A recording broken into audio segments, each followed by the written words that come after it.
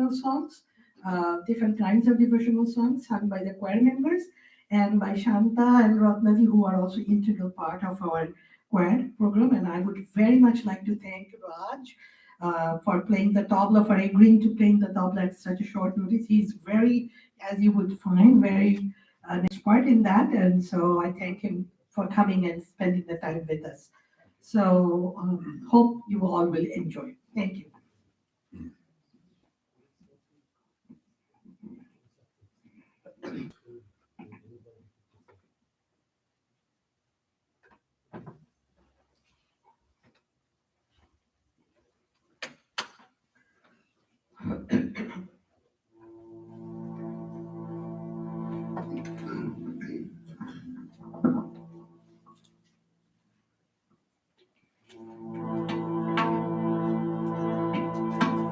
Sri Rama Krishna Mangalakari, Sri Rama Krishna Mangalakari, Sri Rama Krishna Mangalakari, Sri Rama Krishna Mangalakari, Namo Narayana Bhavadukkhahari, Sri Rama Krishna Mangalakari, Sri Rama Krishna Mangalakari, Namo Narayana Bhavadukkhahari, Namo Narayana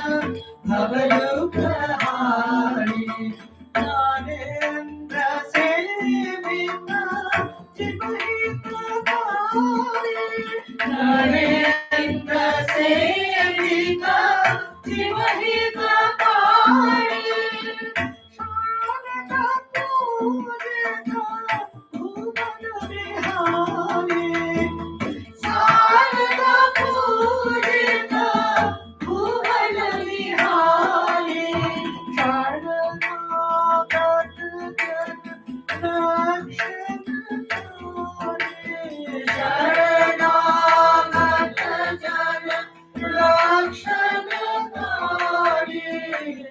Namo Narayana Nararupakari, Namo Narayana Nararupakari, Sri Rama Krishna Mangalakari, Sri Rama Krishna Mangalakari, Namo Narayana Bhavadukkhahari, Namo Narayana Bhavadukkhahari, Namo Narayana Bhavadukkhahari, Namo Narayana Bhavadukkhahari.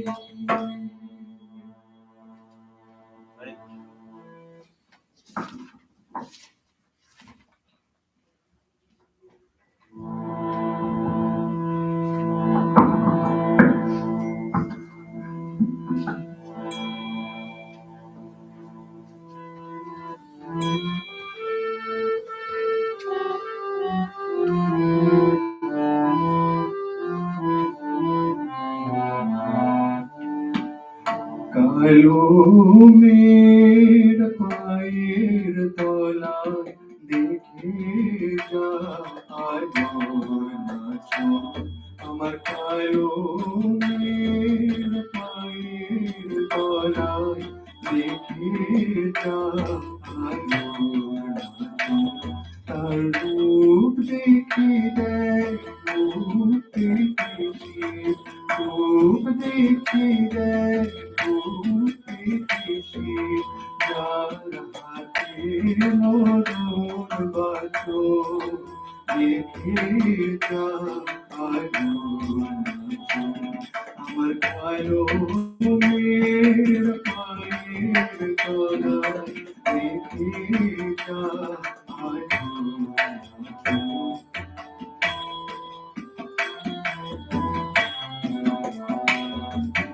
কালো মেঘের আধার করে শিশুর রবি শশী দোলে। কালো মেঘের আধার করে শিশুর রবি শশী দোলে। একটুখানি রূপের ঝলক মায়ে, একটুখানি রূপের ঝলক বিরাট নীল দেখে যা আমার কালো মেঘের পায়ের তলায় দেখে যা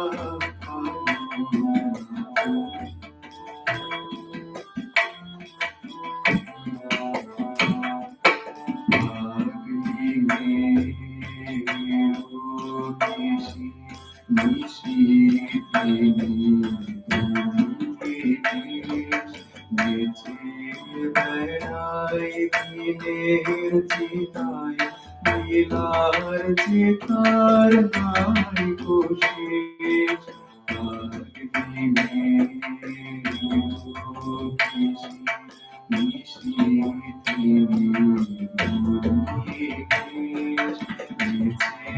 বেড়াই দিনের চিতায় নীলার চিতার নাই কোশেষ সিন্ধুতে মার বিন্দু কানে ঠিক রে পরে রূপের মানে সিন্ধুতে মার বিন্দু কানে ঠিক রে পরে রূপের মানে বিশ্বে মায়ের রূপ ধরে না বিশ্বে মায়ের রূপ ধরে না আমার তাই বসো দেখে যা আমার কালো মেঘের পায়ের তলায় দেখে যা আমার কালো মেঘের পায়ের তলায় দেখে যা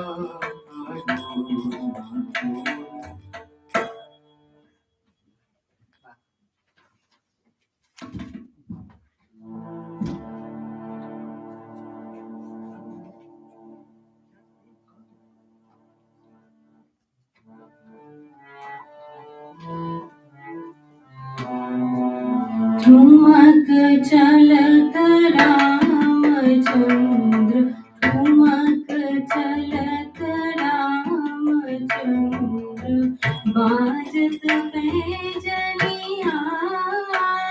ठुमक चलत रामचंद्र, बाजत पैजनिया।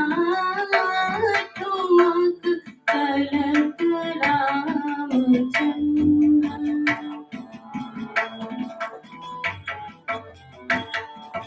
किलकी किलकी उठत धाय, किलकी किलकी उठत धाय।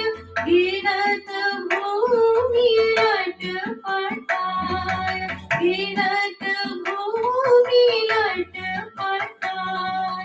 धाय मात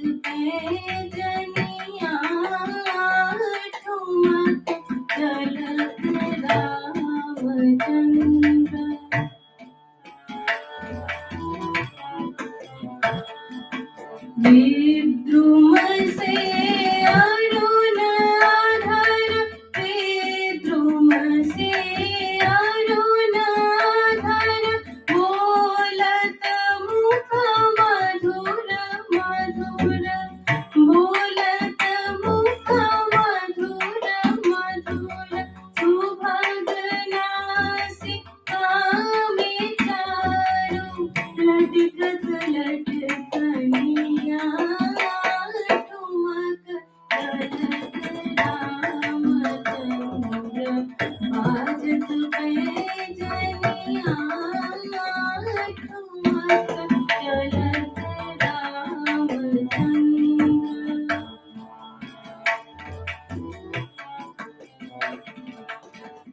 तुलसीदास अति आनंद, तुलसीदास अति आनंद, देख के मुखार बिंद, देख के मुखार बिंद, रघुवर छवि के समान, रघुवर छवि के समान, रघुवर छवि बही ठुमक चलत रामचंद्र, बाजत पैजनिया ठुमक चलत रामचंद्र, बाजत पैजनिया ठुमक चलत, ठुमक चलत, ठुमक चलत रामचंद्र।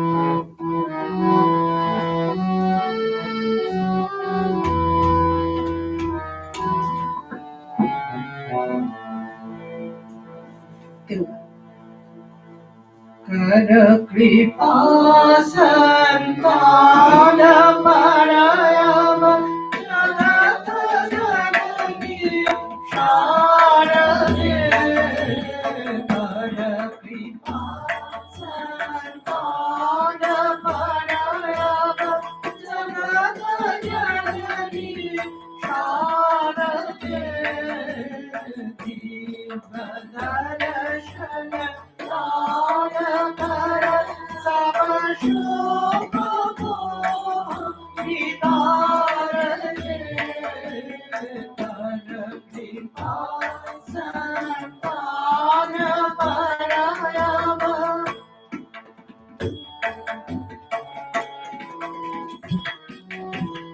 नाम निबंधन मुक्ति सारी, जननी लीला है तुम्हारी, नाम निबंधन मुक्ति सारी, जननी लीला है तुम्हारी, कौन पावे पार भव में, कौन पावे पार भव में, जोर तू आधार दे, कौन पावे पार भव में, जोर तू आधार दे, कर कृपा संतान परयम।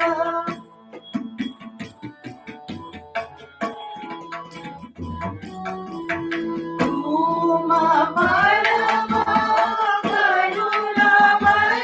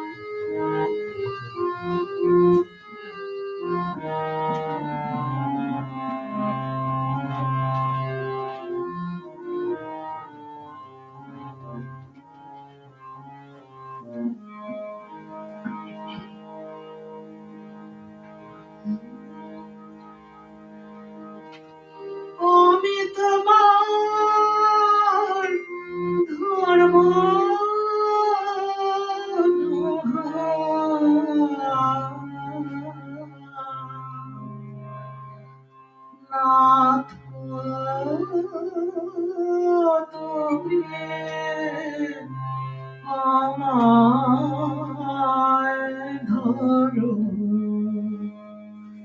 যারাই আমায় টানে পিছে,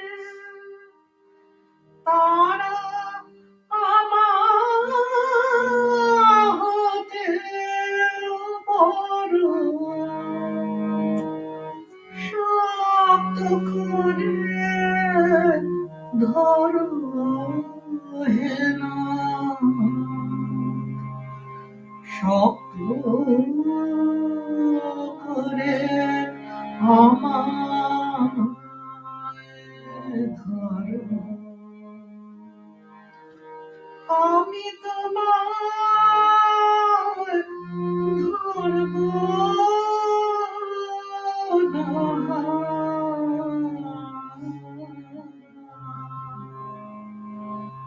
নাথ তুমি আমায় ধরো।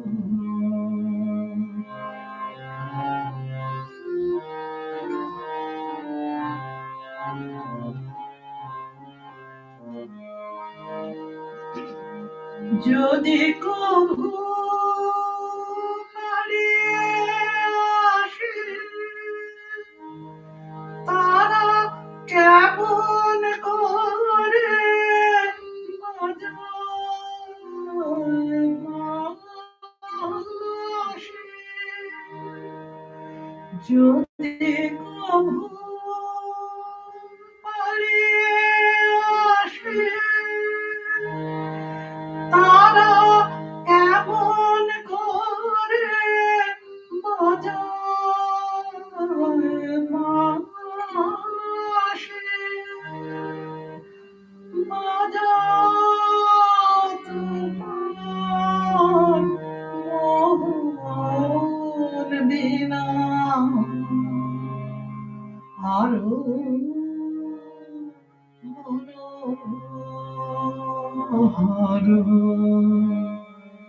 তাদের চেয়েও মধুর করে বাজাও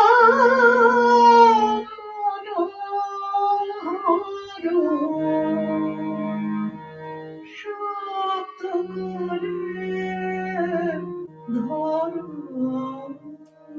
হে না, শক্ত করে আমায় ধরো। আমি তোমার ধরবো না,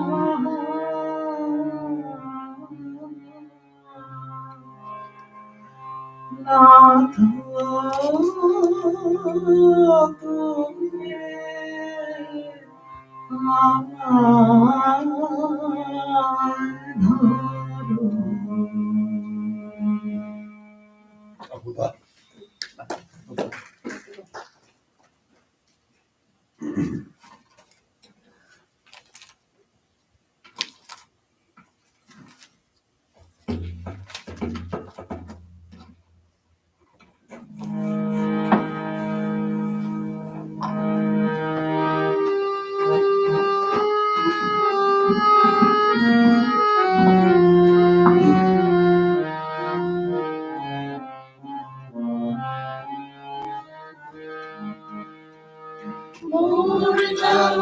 मूर्तमहेश्वर भूषण भास्कर निष्ठममर नरबन्ध।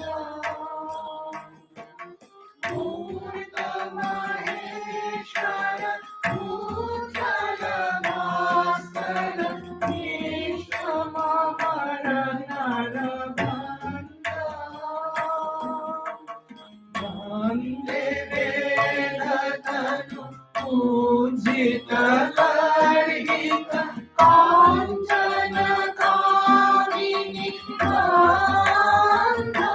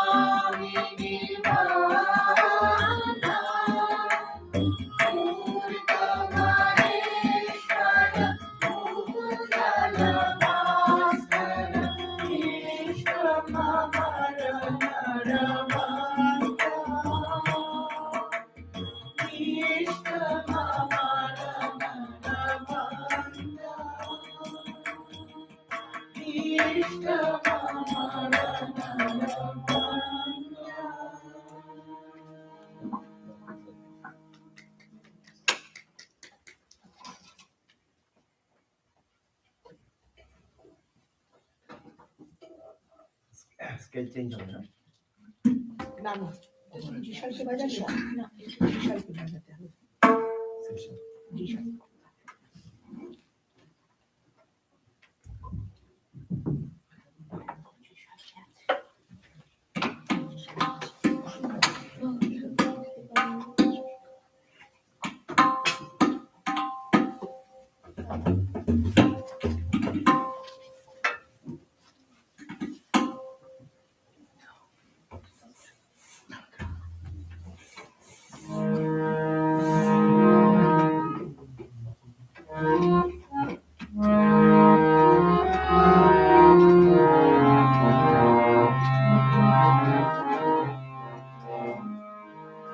আমি হে তোমারি কৃপাণ ভিখারি থাকিতে চাইব চিরদিন।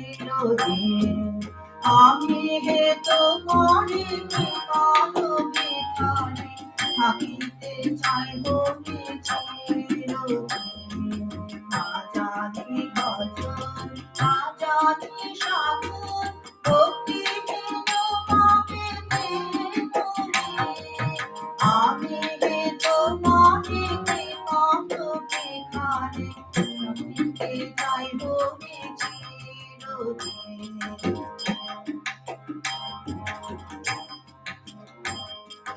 তোমার করুণা হরেও ছাড়ে না পাখির প্রতি নহে উদাসীন। তোমার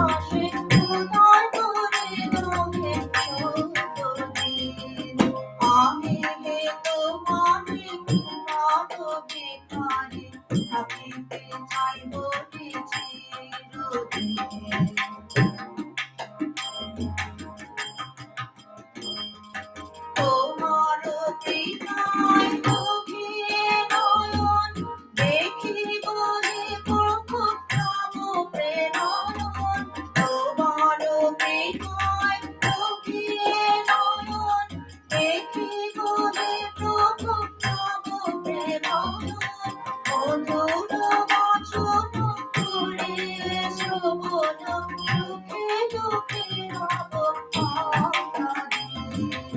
আমি হে তোমারি কৃপার ভিখারি, থাকিতে চাই হরি চিরদিন।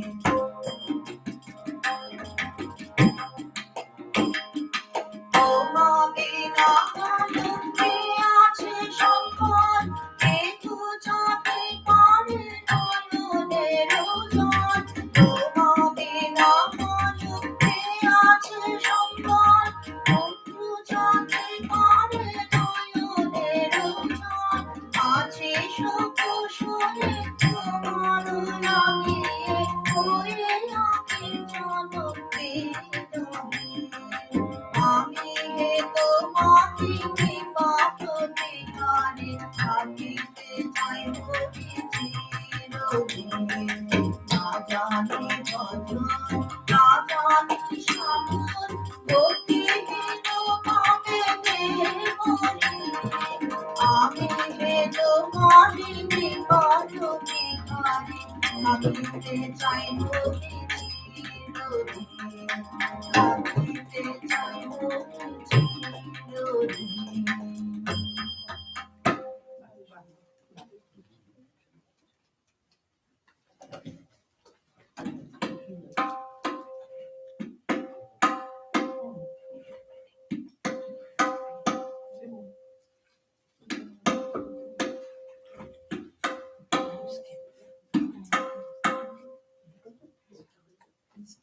প্রথমটা কালচার।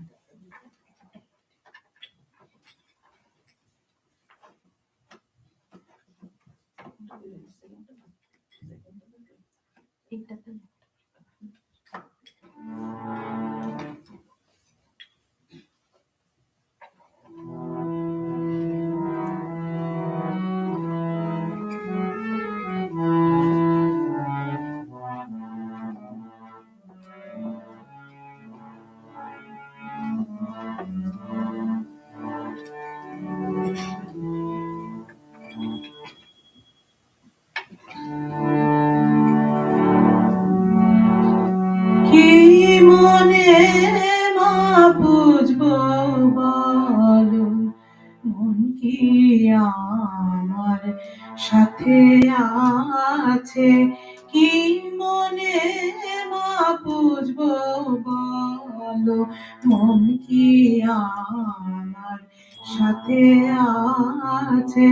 জীবন ভরে মন বিকিয়ে, জীবন ভরে মন বিকিয়ে, শূন্য আমি আজি হাটে।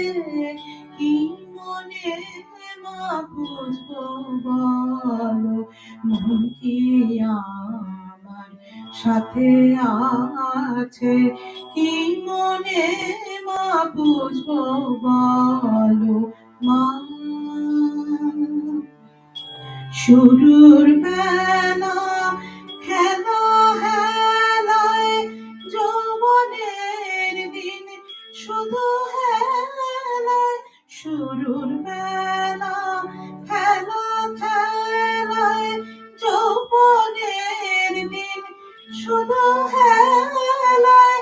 প্রৌঢ়িতে দিন বস্তু বিষয়ে, প্রৌঢ়িতে দিন বস্তু বিষয়ে, রোগ ভোগে দিন শেষ হয়ে যায়।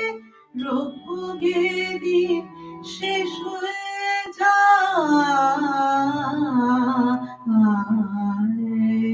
কি মনে মা বুঝবো বলো মা।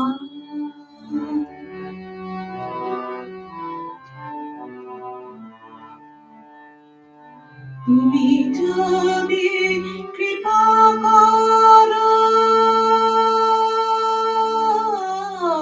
মা, মা, মা,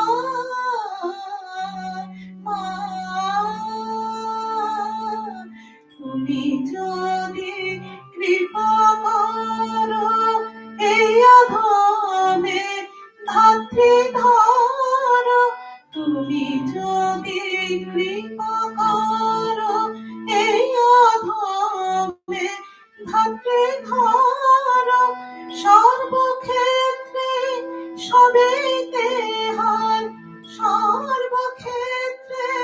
সবেতে হার মেনেছি মা রক্ষা করো, মেনেছি মা রক্ষা করো, কি মনে মা বুঝবো বলো, মন কি আমার সাথে আছে জীবন ভরে, মন বিকিয়ে জীবন ভরে, মন বিকিয়ে শূন্য আমি আজি হাতে মা, মা, মা, জয় মা, কি মনে মা বুঝবো বলো, কি মনে মা বুঝবো বলো, কি মনে মা বুঝবো বলো মা।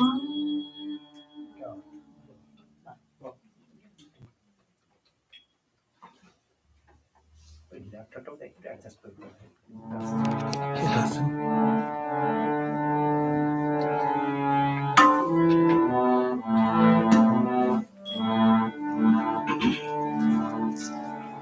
इस जीवन में तुम रहो माँ, मैं नहीं माँ, मैं नहीं।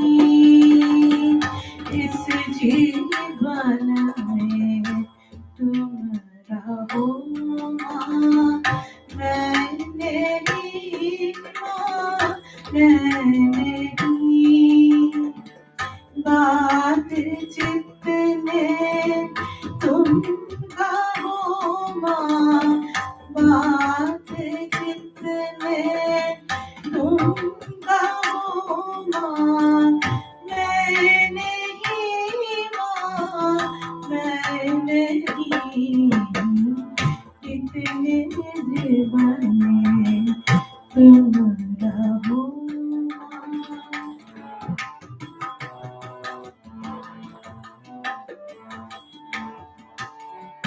जितने कर्म है जगत में, जितने धर्म है जीवन में, जितने कर्म है जगत में, जितने धर्म है जीवन में, रूप अनेक है एक ही के माँ, और तो कुछ है नहीं।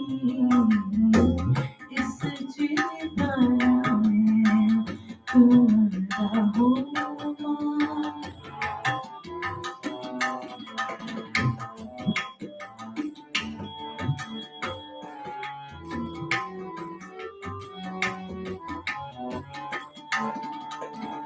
तुम हो सागर अपने में अपहर रंग विशाल।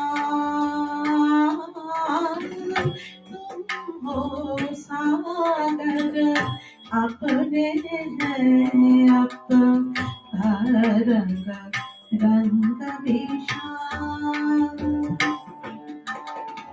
मैं बनो माँ और मेरा बन, मैं बनो माँ और मेरा बन, कहाँ से आए रंजान।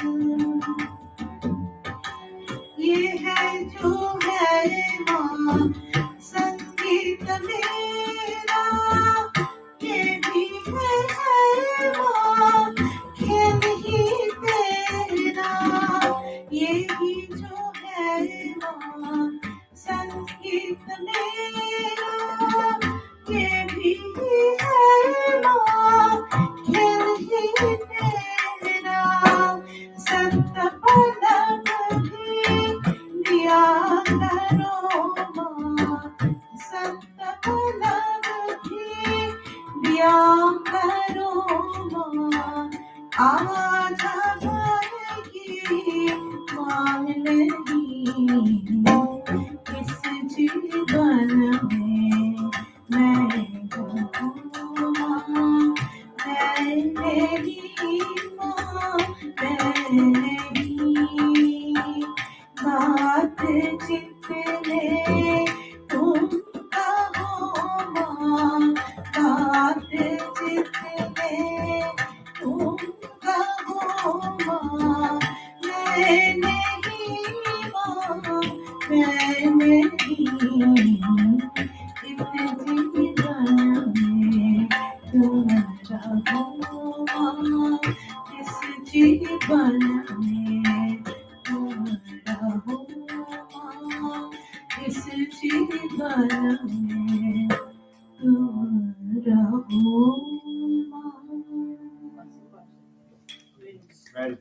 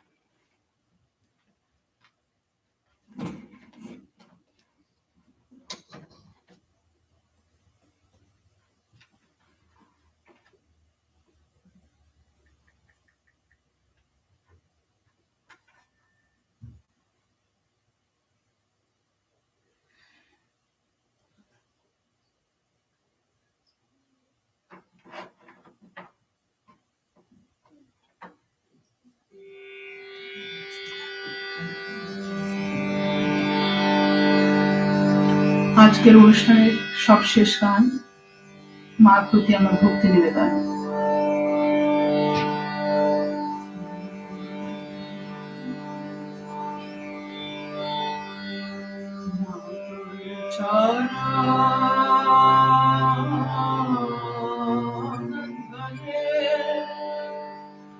আছে ওরে মা একবার দেখিস রে মা,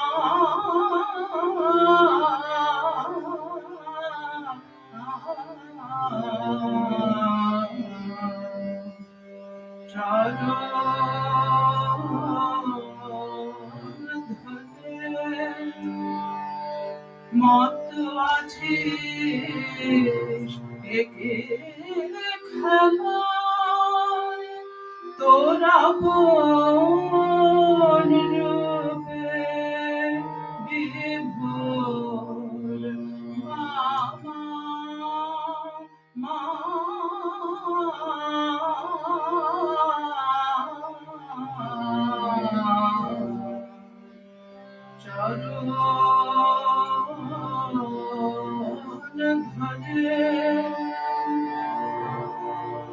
একই খেলা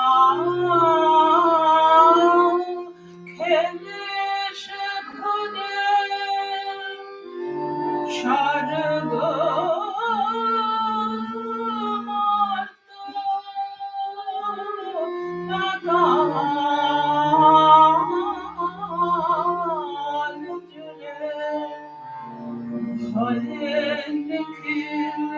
মুদে আখি মা তোর চরণ ধরে ডাকে মা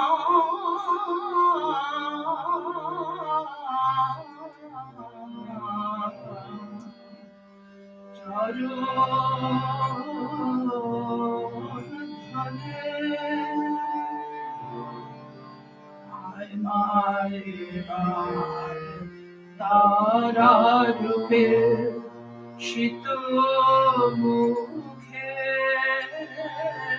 শুভ্র পাশে নিশার ঘন আধার দিয়ে উষা যেমন নেমে আসে এতদিন তো কালে ভীমা তোরে পূজা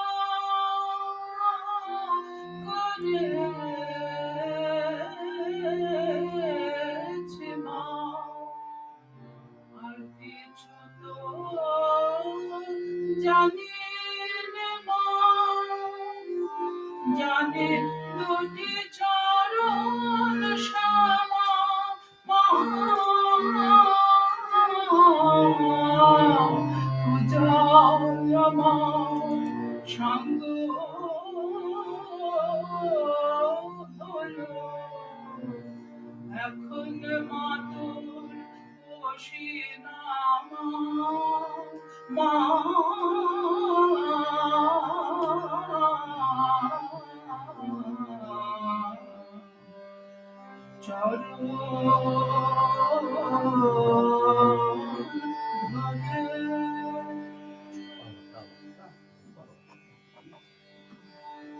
জননী শারদাং দেবী রাম কৃষ্ণ জগদ্গুরু পাদ পদ্মে জয় শ্রী প্রণমামি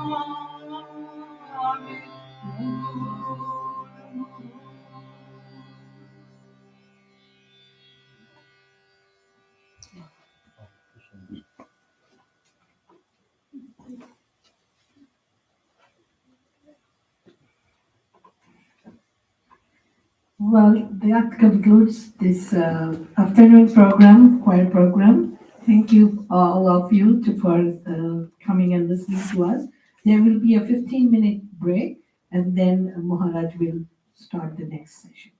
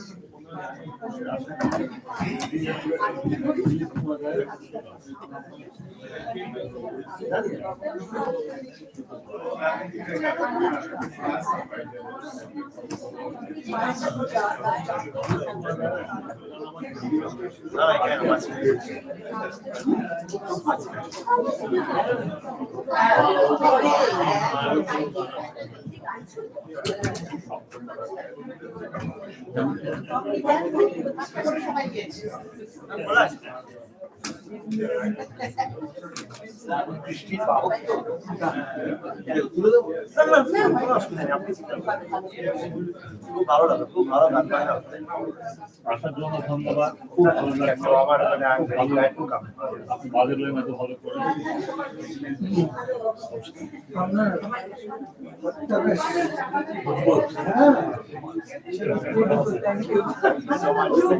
Wonderful, beautiful.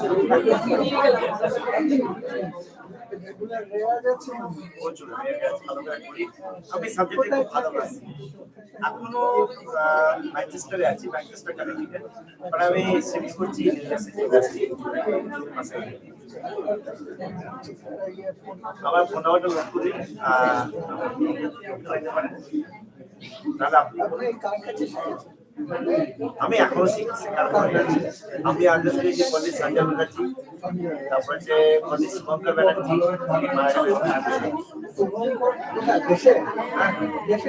তারপরে এখনো লাস্ট 6 বছর ধরে শিখি পন্ডিত অরবিন্দ কুমার আজাদ।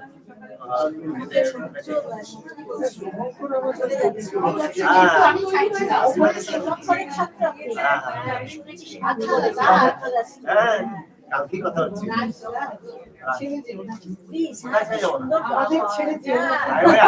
আমেরিকাতে আছি।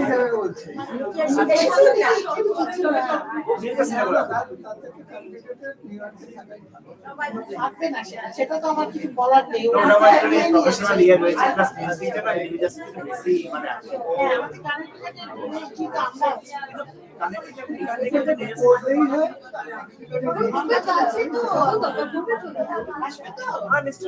এত ভালো আপনার মানুষজন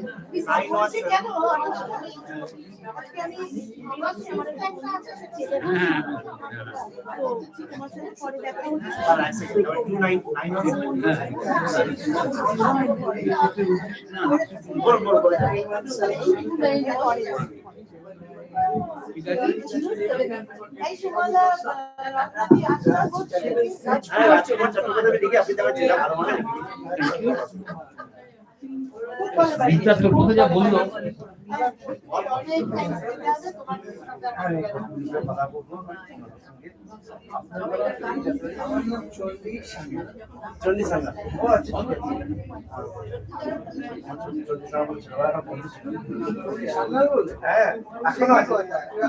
আইডেন্টিটি ক্রাইসিস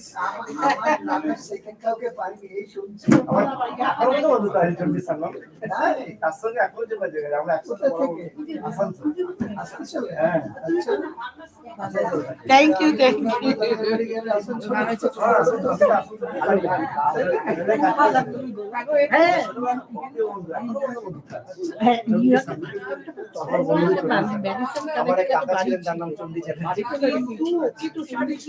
এখন আমরা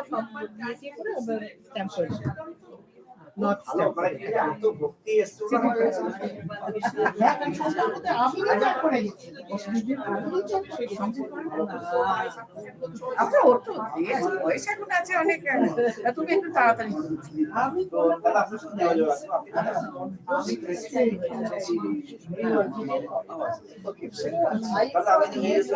বাড়িতে কাজ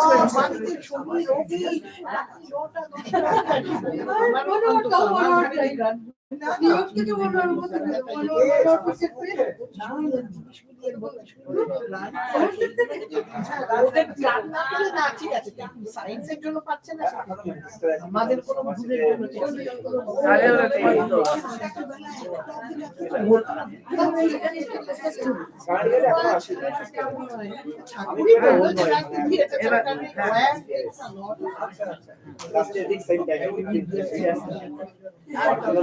ছেলেটি এদেশে বড় হয়েছে মানে উচ্চারণ ভালো, বাংলাদেশে উচ্চারণ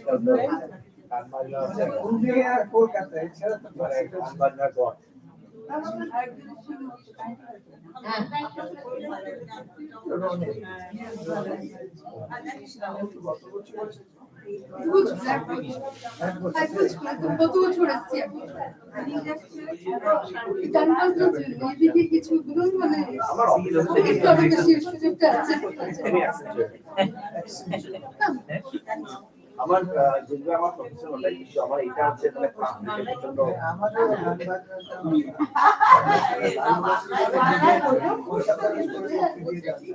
আমি এই মাসে ফার্স্ট জুলাই বাড়িতে চলে আসেন কি আছে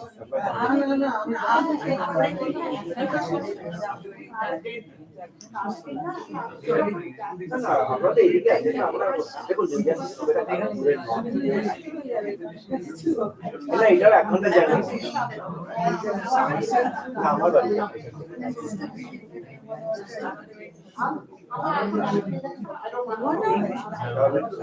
আপনার মিলিয়েছে কাছাকাছি হয়ে যাবে, আমি ব্যাপারটা একই হয়ে গেল।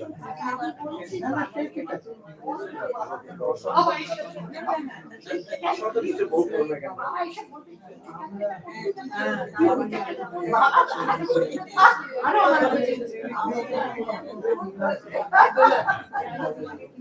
আচ্ছা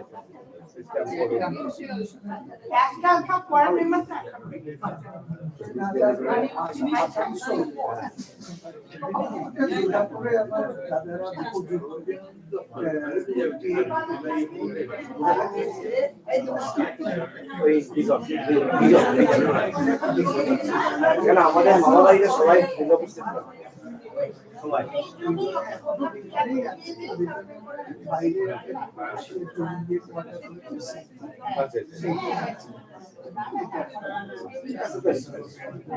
আমাদের সমস্ত আত্মীয় মায়ের বাড়ি থেকে সবাই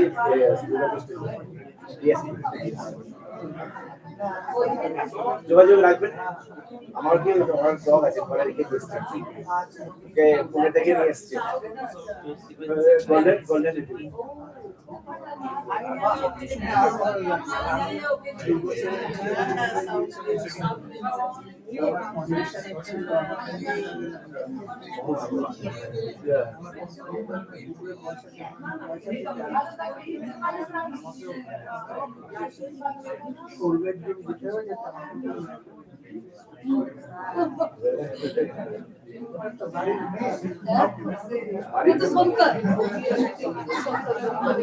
আমরা শুধু মুখে রেখে পেয়েছিলাম, মানে ওই লাঞ্চটা দিয়ে চলে আসি, এই সময়টা শুয়ে থাকে।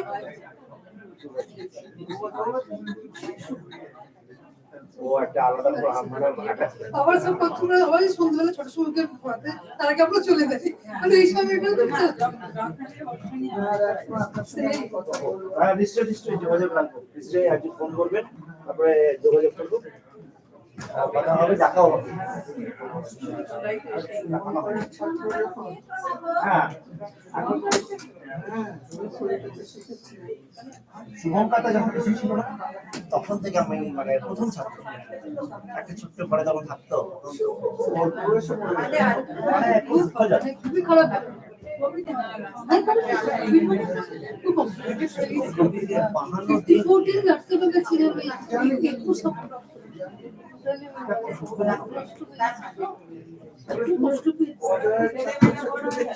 মেয়েটা চাকরি করে বহুদিন বাইরে চলে গেছি, ওয়েস্ট বেঙ্গলের বাইরে।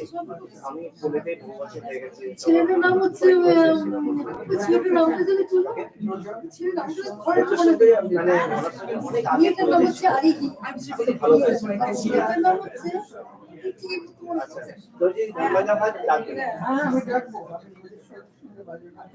খুব ভালো, পজিশন খুব ভালো গাইছে।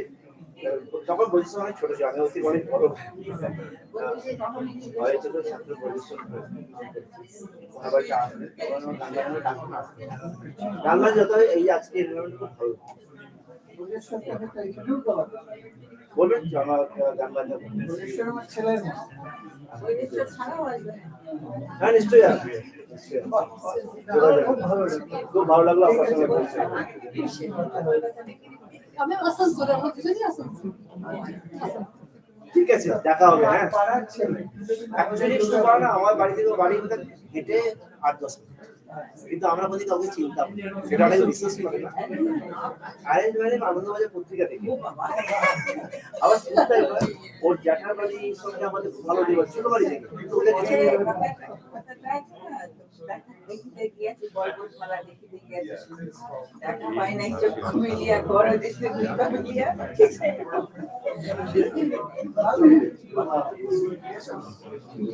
থ্যাংক ইউ, আসবো বাড়িতে আসবো।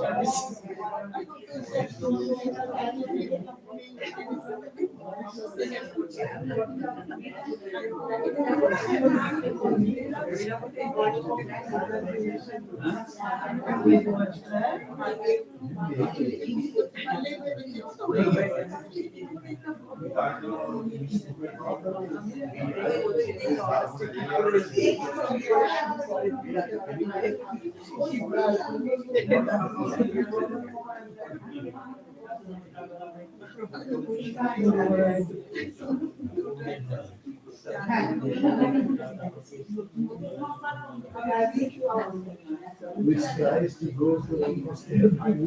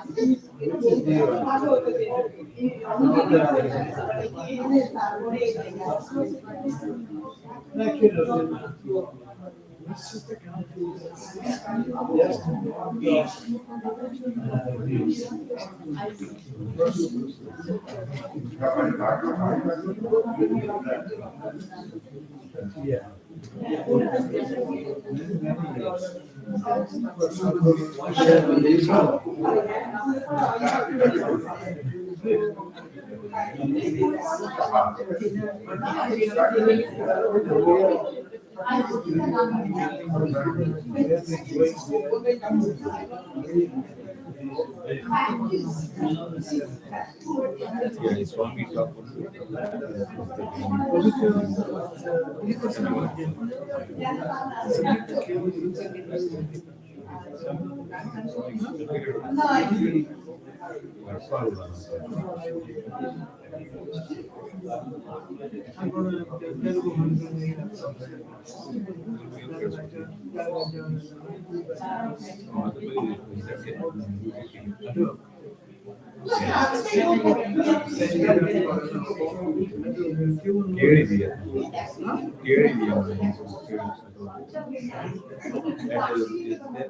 that big songs made.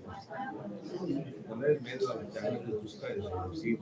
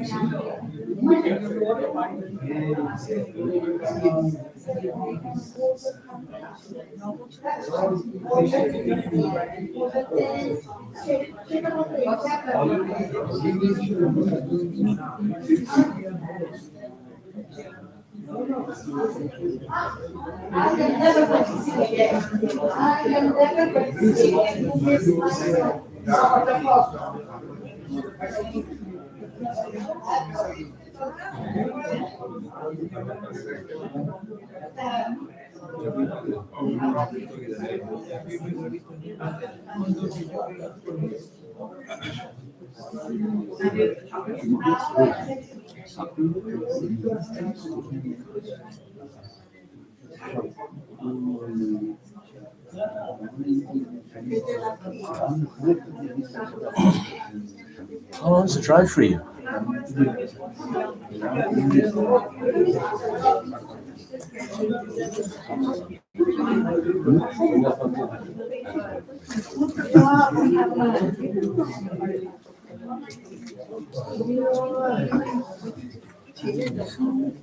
Am I going to wait? No. Yeah. So you drove here or have you? I drove How long is the drive? 2 hours. Was it also? From Boston? No, from Rhode Island. Yeah, Remember that I moved to yeah, Rhode yeah, Island, yeah, that we yeah, drove to the center. Yeah, very good. So that is Let me here and give my regards to the whole crew. Okay, Jaima. Drive safely. Thank you.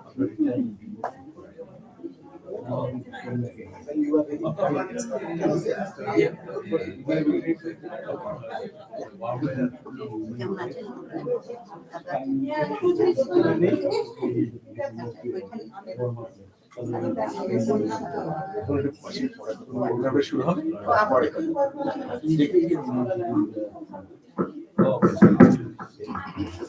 Namaste, good evening. Now we will get started with the afternoon session by Swami.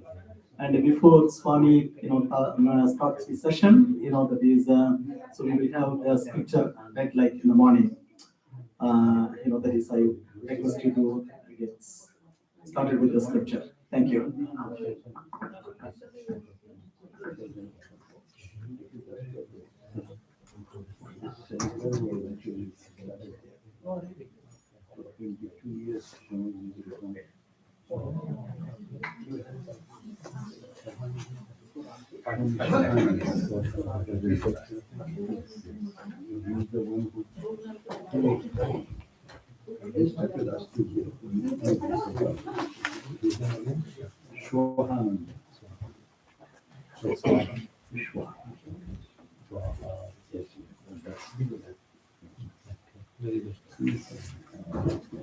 Disciple of Vidyana.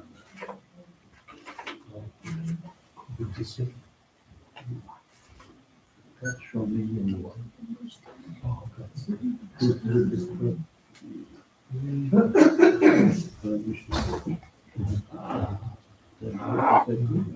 His disciples.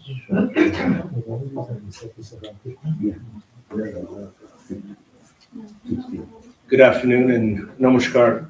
Once again, it's very appropriate to read something from Swami Vivekananda. And this is his talk. The subject of the talk was Common Basis of Hinduism. And it's an excerpt from that talk. He gave this talk in India. So here Swamiji says, "This is the great fact which you ought to remember. We are the children of the Almighty. We are sparks of the infinite divine power. How can we be nothings? We are everything, ready to do everything. We can do everything. And man must do everything. This purity and faith in themselves was in the hearts of our ancestors. This faith in themselves was the motive power that pushed them forward and forward in the march of civilization. And if there has been degeneration, if there has been defect, mark my words, you will find the degradation to have started on the day our people lost this faith in themselves." Losing faith and being impure in oneself means losing faith in God. Do you believe in that infinite good providence working in and through you? If you believe that this omnipresent one, the Antarjaman, is present in every atom, is through and through, otoprata, as the Sanskrit word goes, penetrating your body, mind, and soul, how can you lose heart?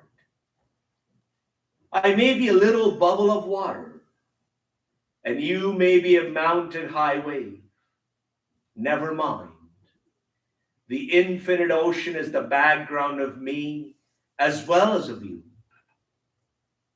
Mine also is that infinite ocean of life, of power, of spirituality, as well as yours. I'm already joined from my very birth, from the very fact of my life. I am in yoga with that infinite life and infinite goodness and infinite power, as you are. Mountain high, though you may be.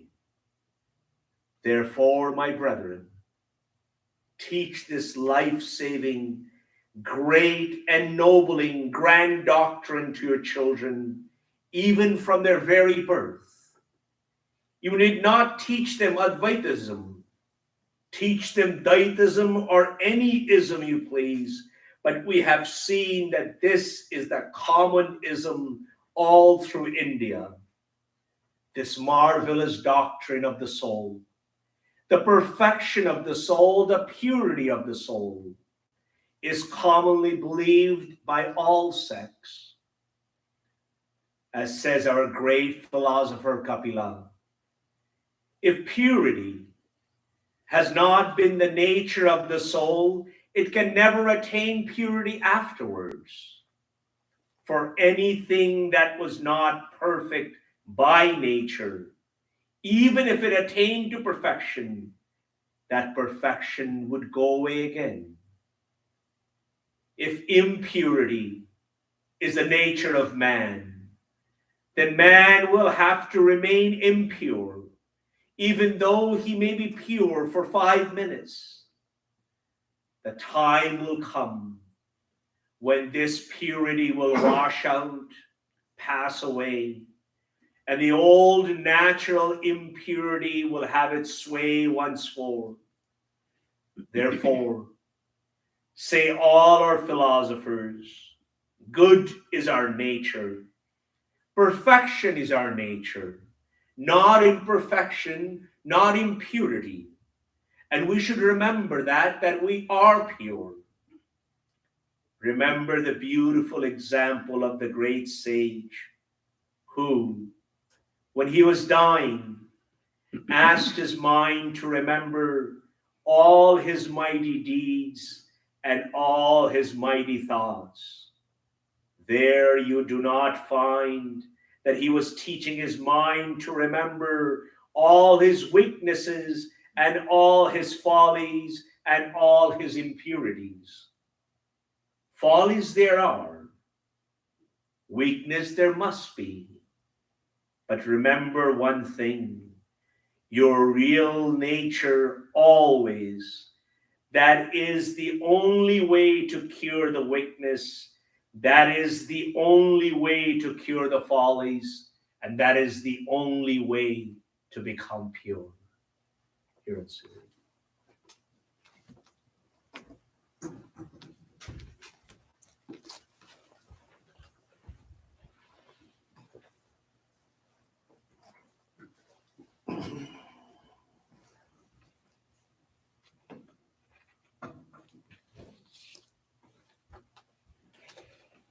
Good afternoon to everyone, and welcome to the second session of today's retreat. And now the session is for how to make mind pure. In morning session, we said that control of mind is pretty comfortable and easy if the mind is pure. Purer the mind easy to control it. The impure the mind, difficult to control it. When mind is pure, we control the mind. When mind is impure, mind controls us. So we have to keep mind in control. And it is said that mind is our friend and also our foe, enemy. How can one thing be both? Yes, depends on the quality of the mind. If the mind is pure, then it is our friend. If it is impure, it is our enemy. If mind is pure, it leads to freedom, emancipation, God realization, joy of life. If mind is impure, it leads to bondage, suffering, misdeeds. So, making the mind pure is a real task to be taken as a human being. We have mind, we have the instrument. Keep it shining and pure. Purity of mind is an essential need in spiritual life. It is stressed in all the four yogas: the way of work and worship, the way of devotion, the way of contemplation, and the way of knowledge. That mind has to be pure to attain the yoga. Yoga is, as we read, unity with God, unity with the source of all that is joyful, strength giving, that is meaningful, that is purposeful, that we call divine. When the mind is pure, our connection with that great reservoir of all the bliss and wisdom, and through that channel flows all that is good and best. If this channel is impure, is clogged, is obstructed, then there is no flow. And what flows is all that is impurity, that is obstacle that is in the channel. So making the mind pure is very important for human life. We will not be called human beings unless we have really purified our mind. We know that how is this possible? That how to make the mind pure. So what is the impurity of the mind? Impurity of the mind is when mind, anything impure means there is something other than that thing. Impure water. Water is contaminated. Means it is there are things other than the water in the thing there.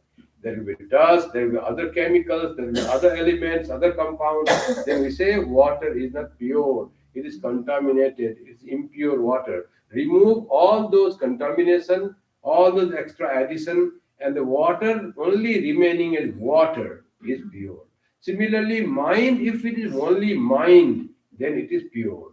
But that is very difficult task. Mind is not always pure. Our mind, when we have been born, was never pure. It was never a clean slate. We are born, only reason is our mind was not pure. And the only task, another reason why we are born, is to make the mind pure. That is the purpose of our birth as a human being. That to make the mind pure and realize, attain what we should attain in human life. So how to do that? The one thing they say, Swami Vivekananda said, how is our mind? It is like a monkey. Monkey restless by nature, always jumping from one branch of the tree to another branch, from one house to another in the urban situation. Monkey, you see, its eyes are so restless. Sri Ramakrishna says, when he was doing the sadhana of Hanuman as the monkey devotee of Sri Rama, he used to live in the branches, and he had made a tail of his cloth that he was wearing, long hanging. Not only that, his eyes had become restless because Sri Ramakrishna, whenever he tried to do something, he put 100% effort in that. His eyes had become restless like a monkey. So Hanuman was a great devotee of Rama. There's nothing of monkey in him in his heart, but external features were like the monkey. So one sign monkey is restless. When monkey becomes Hanuman, there is no restlessness. It has become devotee of God. So what is our mind? Our mind is not Hanuman yet. Our mind is real monkey and restless by nature. Swami Vivekananda says not only that, our mind is drunk with wine, more restless.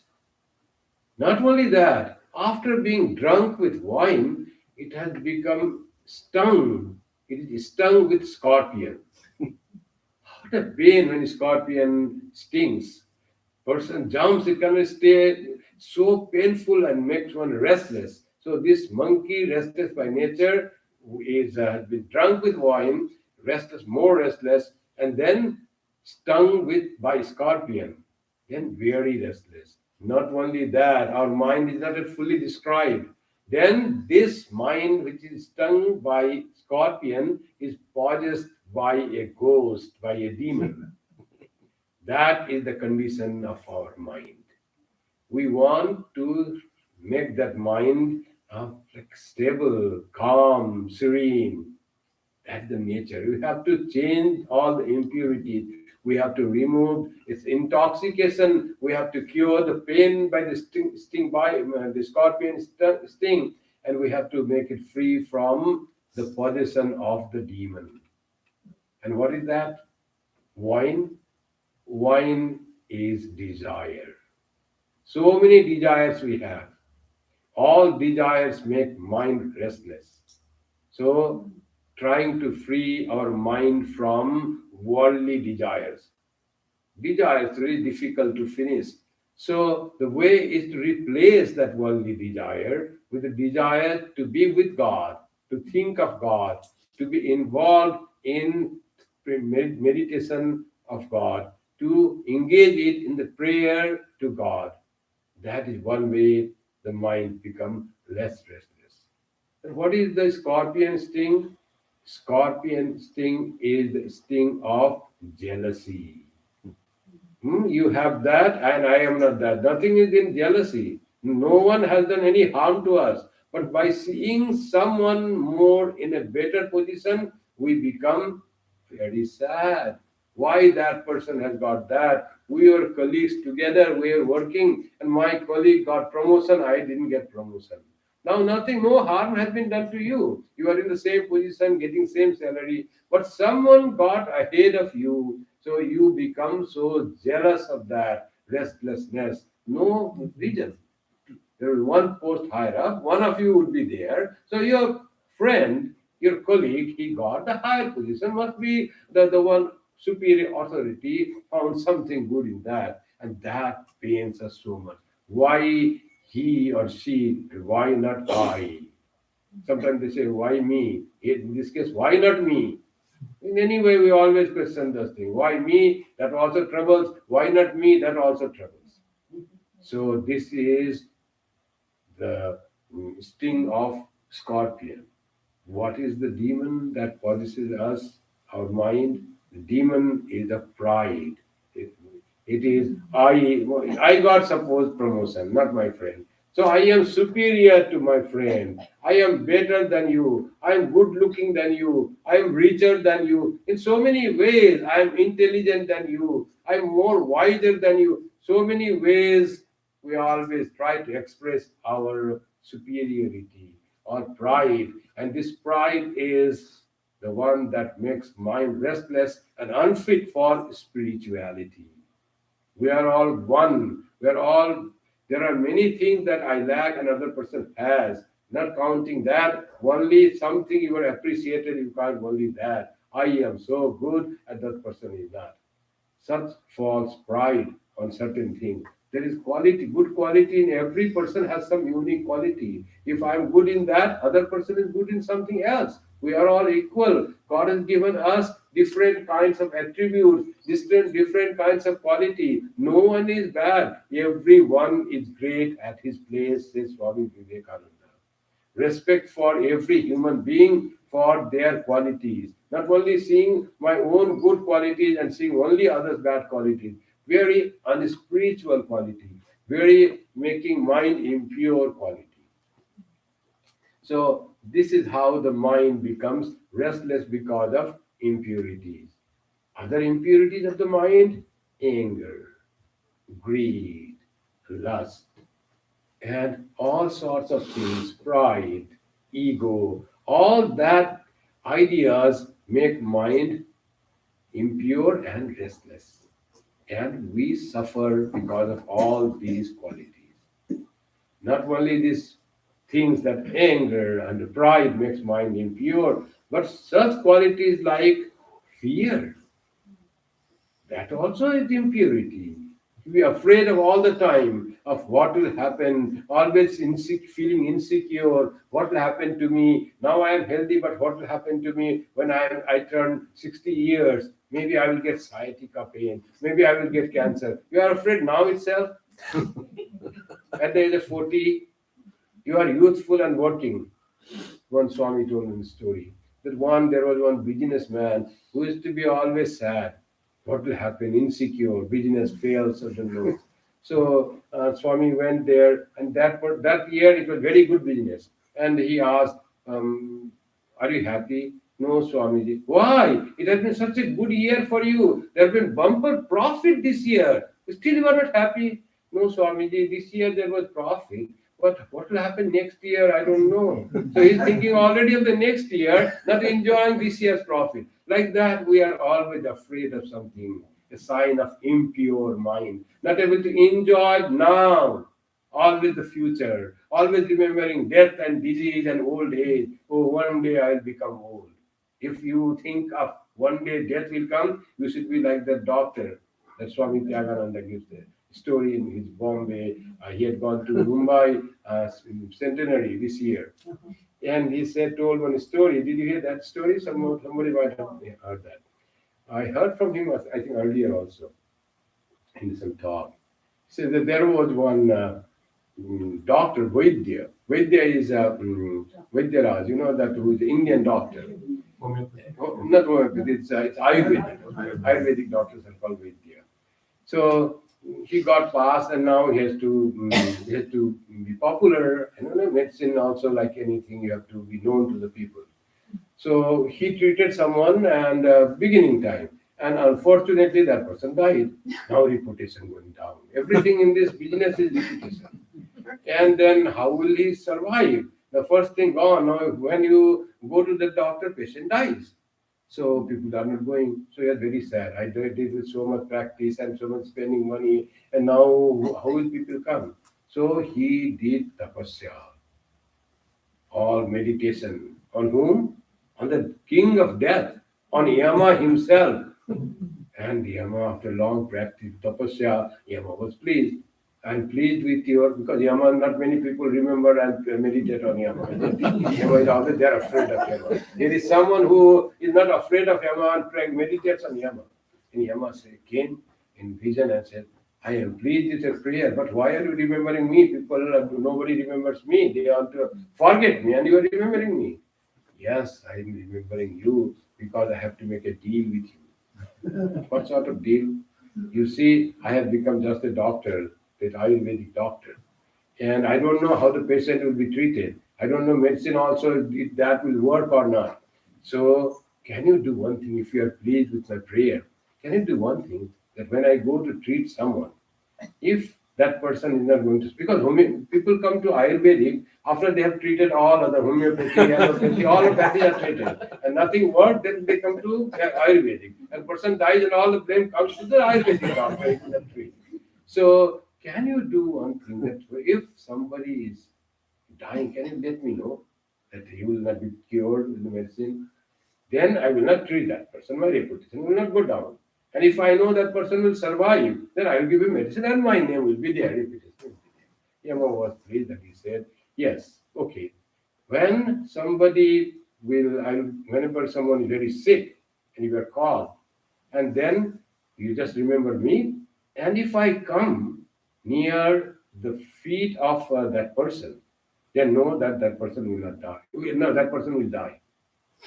And if we see that I am near the head of the patient, means that person will not die." So that was the deal made. He was happy. He went to the patient. We were very sick, and he called Yama. Yama came and stood near the feet of the patient. And he said, oh, sorry, it is one case now, it cannot be cured, so I will not treat this person. Really, that person died and okay. Another time he prayed, and Yama was near the head. And he said, don't worry, I am here. I will save my client, my patient. So don't worry. He gave some medicine, some roots and herbs he gave. And that person was fed and he really was saved. Now, like that, he was, whoever he gives medicine, that person survives. Now he became very famous. Whoever he treats, that person, because Yama comes near the head, that person lives. So like that it happened. He became rich, famous and all that. Ultimately, he also grew old. And he then was lying on the bed, weakened.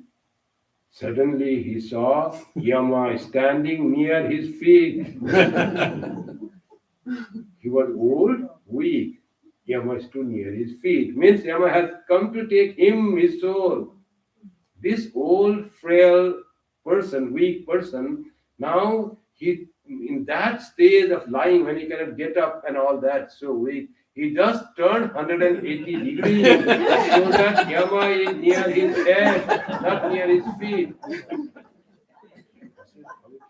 Then Yama moved around the bed, went near his feet. Yama, he again turned 180 degrees. So Yama was surprised. How did this person at this age and weakness, how could he turn so fast 180 degree while 80 degree while lying on the bed? Then Yama said, okay, but I am very surprised, doctor. How in this stage of your health condition and weakness, how can you get so much energy to turn yourself 180 degrees? So the doctor said, yes, Yamadeva, this is because the result of practice. Practice?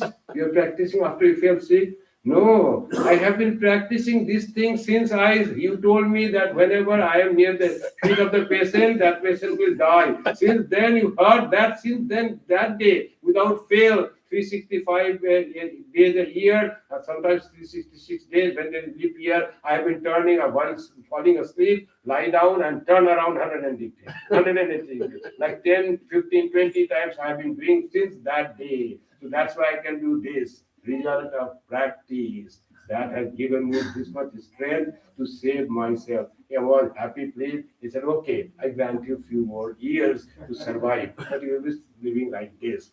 So this story says, by practice, things can be attained.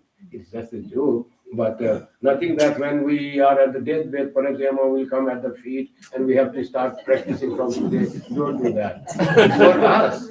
For us, those who are the devotees of God, Thakur's devotees, Yama will be left far back. Sri Ramakrishna will say, Yama, not here, this is my devotee. It's my case. And Thakur will come with holy, nothing to wear.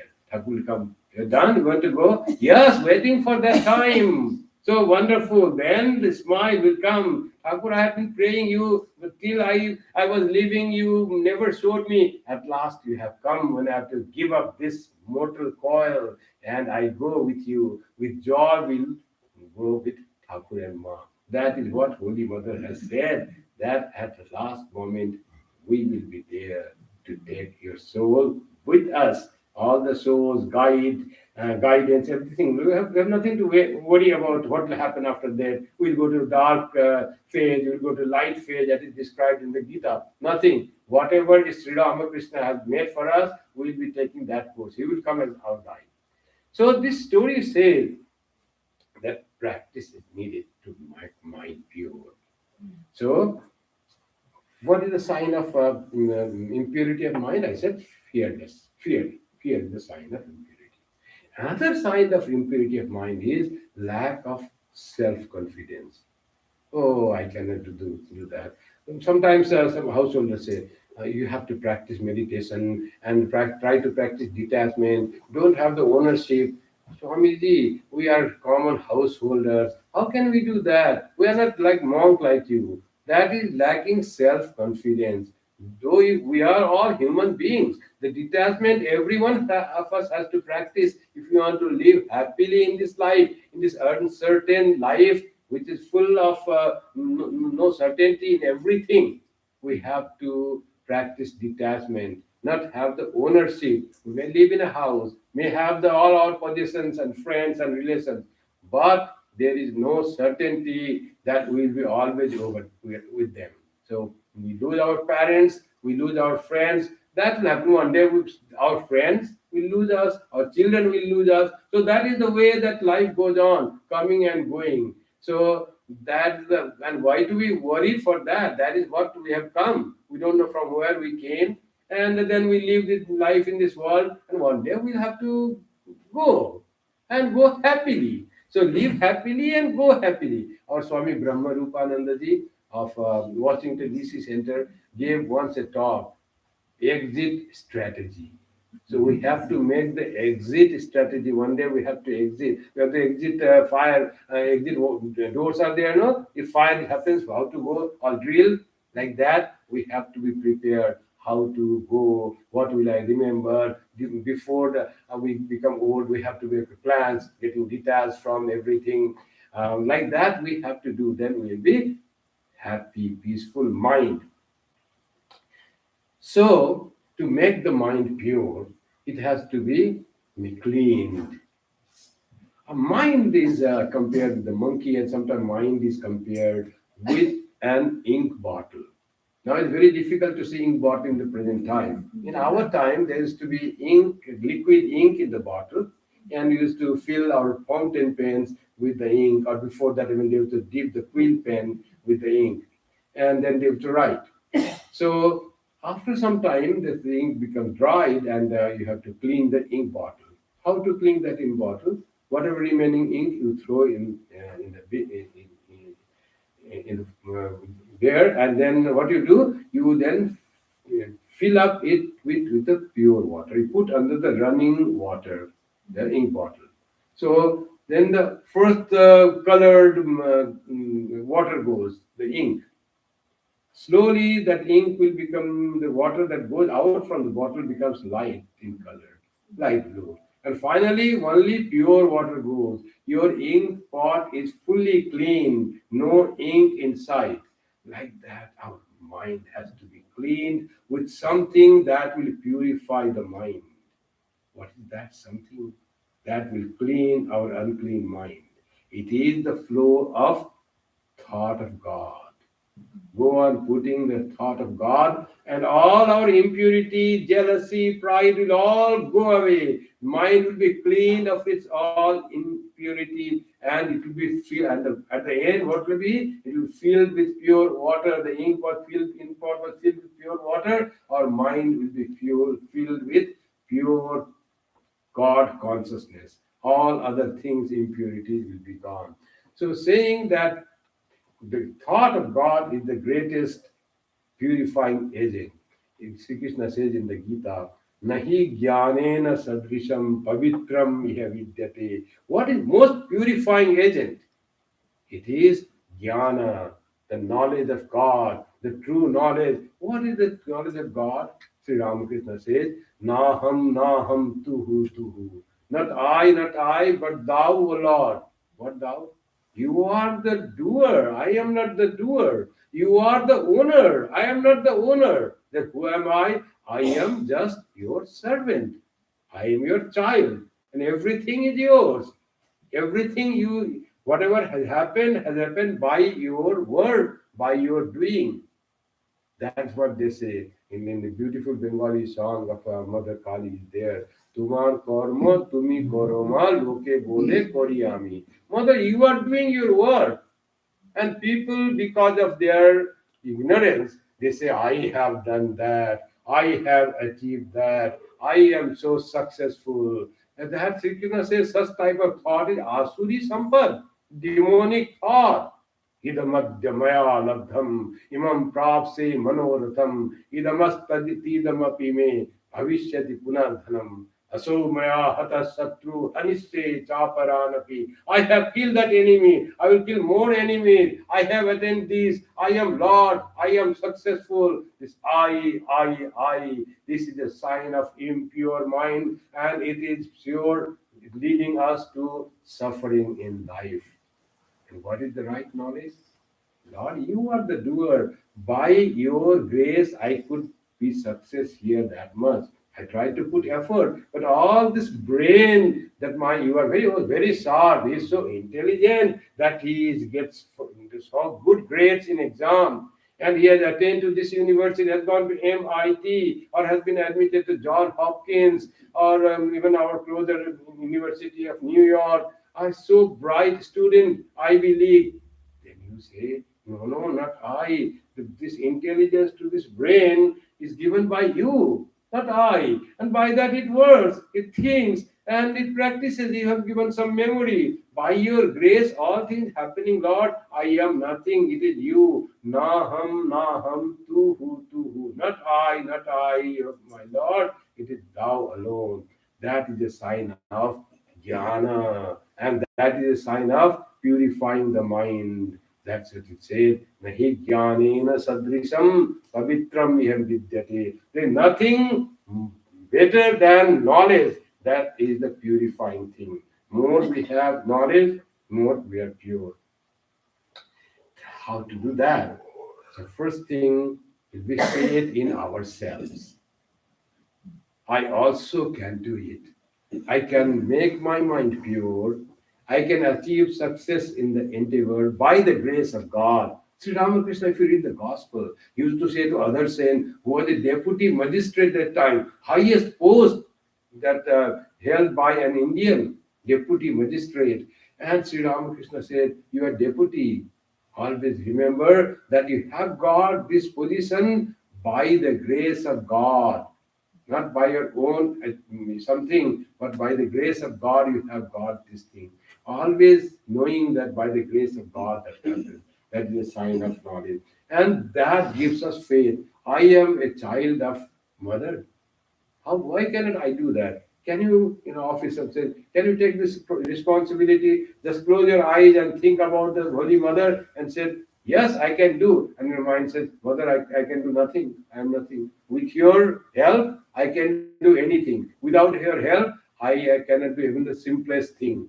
So everything by the association with God, tremendous self-confidence, having the self-confidence by having faith in God. Faith in God brings faith in ourselves. If I am with God, if I am pure, if I don't seek anything bad, then what is there that I cannot achieve by the grace of God? That gives us strength to our mind. We need to practice thinking about our higher nature. We are not just this body and this mind, which may have memory, old age memory failing. Sometimes some others are more intelligent than I. But what is behind the memory, behind the power of a brain? That is eternal and infinite source of knowledge and strength. That Atman that inspires that mind, purifies the mind, strengthens the mind. That is at the source. That was the reading now. Every one of us should think there is infinite source of knowledge and treasure that is at the backbone, at the source of background of our mind strength. So I can do anything. God willing, I can do anything. In someone you say, Inshallah, they say, God willing, I will do that. We don't say Inshallah. We believe that God is working through me. God resides in my heart as the Atman. And mind gets all inspiration from the radiance of God's presence in my heart. So having full faith in the divinity of the Atman, that is our Inshallah. We don't have to say Inshallah. We say, yes, just close your eyes and say, yes, Mother, you are with me. Why am I afraid? Ma ache nar, ami achi, bhavna ki ache amar. Another song says, Mother is there, and when Mother is there with me, what do I care? Everything will be achieved. That gives us strength, and we are relying on the strength of the divinity that is within us. Then we can say we can do everything. Says Swami Vivekananda, teach yourselves, teach everyone his real nature. Call upon the sleeping soul and see how it awakes. Power will come, glory will come, goodness will come, purity will come, and everything that is excellent will come when this sleeping soul is roused to self-conscious activity. When we become aware of the divinity that is present in us as our real core of our being, then everything good will be there, it will manifest. So rely on that. That will give the strength, and strength in ourselves, strength in the having association of God, that makes mind pure. Other thing that makes mind, to make the mind pure, is very common. We need japa, or repetition of the divine name. That is like the water that cleans the ink bottle. That when the name of God flows in, all the impurities go away. Sri Ramakrishna used to say that repeat the name of God. And it is like that when you clap your hands, the birds that perch on the trees, they fly away. Similarly, you will repeat the name of God, and all the impurities that are in your mind, they will fly away.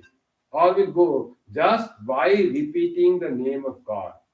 If you have faith in the name of God, it is very easy that your impurities will go faster. That is more effective. And if you have lack of faith in the purity, in the power of name of God, then it will be a slow process, but nevertheless it will happen. Name of God is so powerful. Repeating the name of God once when the mind is controlled is equivalent to 1,000,000 repetitions when the mind is away from God, says Holy Mother. Mind connected with God, once repetition of name of God. That is enough to purify yourself, says Holy Mother. Once there was a saintly person, householder, and he was quite famous in helping others to give counsel and guidance how to live in life. One person did some wrong unwillingly, committed some mistake, and it was a sin. Now he said, how can I absorb the sin? What is the way out? So let me go to that person. He's a wise person, and he will tell me what should I do to absolve my sin. And he went to that rishi, and that person and that rishi was not there that day. He had gone somewhere else. His son was there, very small little boy. And he had seen when people visited his father, what he advises and what are the problems. This person comes and says, oh, your father is not here. Don't worry, what has happened? I can help you. So he says, I committed this mistake. So how can I get absolved from that? What should I do to that? Oh, don't worry. He knew what father would say in that situation. He said, don't worry. Just say, repeat God's name twice. Say Rama Rama. And you will be free from all sin. Have that faith and say Rama Rama and you will be free. You will be absolved from all sin because you have done it unwillingly. It just happened by you. And he went away happy. And then his father came, and the boy said to his father what he did in his absence, how he helped the people. And father became very angry with the boy. You said to repeat Rama Rama? In such mistake he committed, you said to repeat Rama Rama? What mistake I do? I have seen that him advising like that. No, he should not repeat Rama Rama. He should say Rama only once, and all sins will go. Why did you ask him to repeat Rama's name twice? It is unnecessary. God's name told once is so powerful, it can remove all the sins that he has done. So that is the power of the name of God. If it is done with full attention and full love for God, it becomes very powerful, says Holy Mother. Any name of God is so powerful. And in fact, the name of God, Nama Nami Abheda. When you say Ramakrishna, Ramakrishna has come in front of you. Nama Nami Abheda. It's Nama, the name, and the one who is denoted by name are not different. They are same. Chaitanya Mahaprabhu wrote in Shikshastakam, Nam Nam Akari Bahudha. You created so many names of yourself. Vishnu Sahasranama, so many deities, so many names of each deity have Sahasranama. So many names. Nam Nam Akari Bahudha. And Nija Sarva Shakti Tatra Arpita. And you put all your power into that name. What power? The power of purification, power of spiritualization, the power of transforming a person, all has been put in the name of God. Which name? Every name of God is potent with that power. And Tatrarpita Niyamita Smaranena Kala. And there is no rule that when to remember, where to remember. You can repeat God's name in your mind at any time, in any place. So much of grace you have, O Lord. Tatrarpita Niyamita Nakala. Etadrishi Tava Kripa Bhagavan. O Lord, you have been so much gracious. So kind you are that for us to be with you, to be connected with you, we have created so many names, and in those names we have put all your purifying power, all your strength, all your divine power is there in names. Etadrishi Tava Kripa Bhagavan Mamapi Tapapi. Then also, what is my bad luck? That Janinan Raga. I have not developed love for your name. So, repeating God's name is a very important cleansing matter for the mind.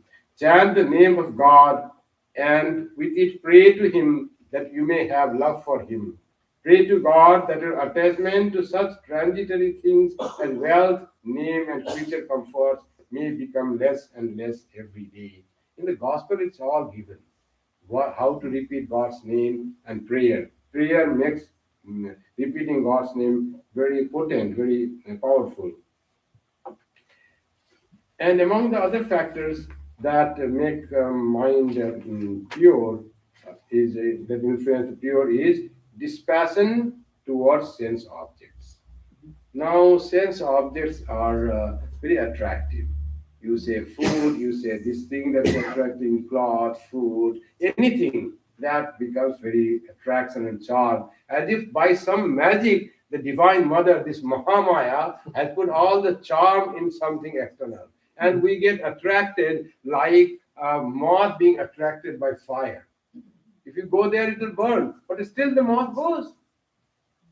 And it burns. Like that, we also see something, and then we are attracted by that thing. Because Mahamaya has created a charm. And if your mind is impure, she wants to trap, she wants her play to be done. And they say Mahamaya is if everyone is free, then Mahamaya is not happy. She wants to play of the world, creation go on like that. In Viveka Chudamati, it is said, sense objects are even more virulent in their evil deeds than the poison of a cobra. So poisonous than the poison of a cobra. Why Shankara said that? Poison kills one who takes it. But sense objects kill even those who look at them through their eyes. Mere look, you are caught. You don't have to go near that. They talk of, you must have heard of insect eating plants. You go there and the plants, you get stuck to the plant, the insects, and they are caught in that. But these sense objects are so attractive and charming, you don't have to go and touch. Just by seeing, you are caught into that. You know of this window shopping? Business people are very good in window shopping. Nice, lighted thing and big, clean glass windows are there, and people come and old people come and walk. Oh, this is nice jacket. Okay, well. Next day again, same jacket. Oh, really nice. Oh, then no, I already have 4 jackets. Going to buy. Third day, I have 4 jackets, but nothing is like that. It really is very attractive, very good. Not too much costly, also only $80. So 5th day, walking, you go inside instead of walking. Say, can I have that? You already bought. You first got that day when you saw it through window.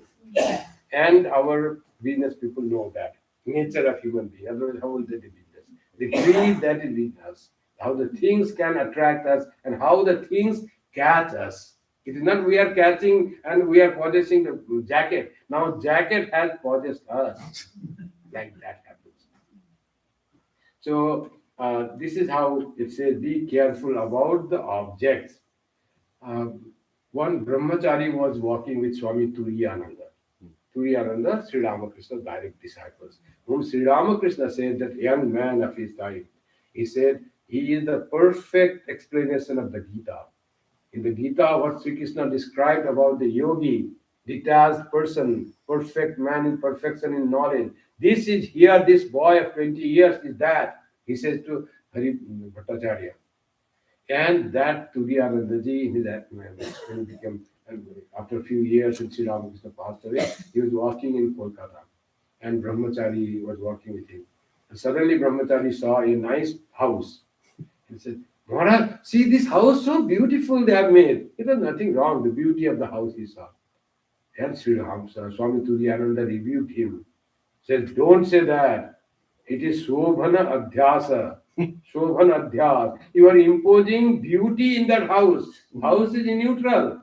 We impose beauty by our own mind. Adhyasa, as you impose a snake in a rope. Sarpa Adhyasa, that's called Adhyasa. Like that, we impose this world in Brahman. Like that, you are imposing beauty in something.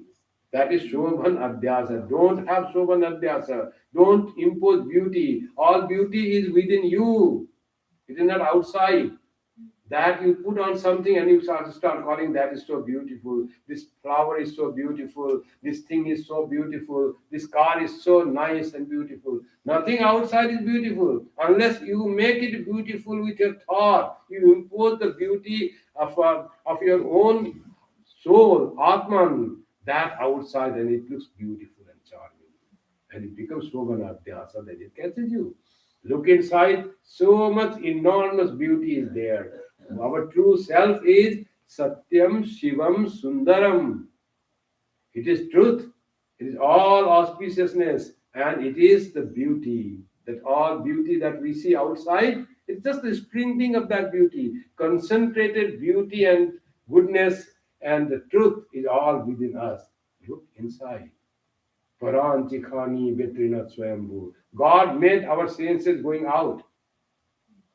And we see only outside. We don't look inside.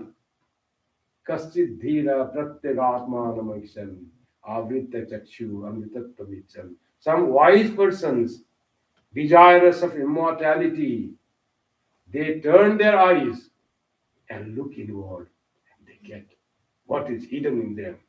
All is in me. I was searching outside, and sadhakas compare that our stage with the stage of musk deer. Musk deer gets beautiful flavor, smell, odor, nice fragrance of musk, and searches all over the forest. This bush, that herb, where is it coming? And nothing is there. Every time it's coming, but from where? It doesn't know that it is hidden within itself. That is our condition. We all see goodness and charm and beauty everywhere outside. The most beautiful is our own soul. Atma va ati sundaram. Our Atman, true self, is excessively, extremely beautiful. Ati sundaram. That is the word said by the scriptures. So, why not to find that beautiful Atman? So, dispassion towards sense objects is one important factor to make mind pure. Another factor is alertness, monitoring our senses and mind. Where are they leading? We have to be always aware that window shopping, jacket looks good today. Alert. No, mind is tricking. There were two brothers who didn't want to learn mathematics. So father was very rich man in the village, and he somehow gave that brother, asked for if there is someone who can teach mathematics to myself. They are very stubborn. They don't want to learn mathematics. And one day the new teacher came, very intelligent, and he said, no learning. I'll play with you. I've been hired for that. And let us go for a walk. So they went for a walk, nice, beside the river, beautiful trees. You see how wonderful trees are there. Oh, he said, and he was playing with them, and he said to two brothers, you see, and one bird just flew. You see how bird is flying so nicely? And after some time, one bird. Now another bird. Just we saw one. Now another bird. How many birds are there in this beside this river? Then who was the 2 words you are going to say? 2 words. The younger brother of that one who didn't want to learn mathematics, but just went little beside him and said, "Brother, don't answer his question. He's teaching you mathematics." Always alert. When they will teach mathematics, don't reply. Dada, unko sekhatche. Don't reply to him. He's teaching mathematics. Don't know. Say two, then with mathematics he's teaching. So like that, always alert the tricks of the mind. We should be always alert how mind can deceive us. So then there is no problem. That's why we have to monitor all the mental work. Ashtavakra Samhita has a valuable instruction for a spiritual aspirant. It says, if we aspire after liberation, my child, shun the objects of senses as poison and seek as nectar forgiveness, sincerity, kindness, contentment, and truth. Object of senses has to be shunned like the poison if you want spiritual growth, if you want liberation. But it's so difficult to get rid of all our weaknesses that Shad-Ripu are always there. Kama, Krodha, Lobha, Moha, Mada, Matsarya. Lust, anger, passion, desire, so many things are there. Pride, all are there. Sri Ramakrishna says, difficult to get rid of them completely. Mellow them down. Or better give them a U-turn. Don't be worried for that. Focus more on God than on the object of the senses. And take that to God. And Sri Ramakrishna says, if you want to, one cannot completely get rid of the 6 passions, lust, anger, greed, and the like.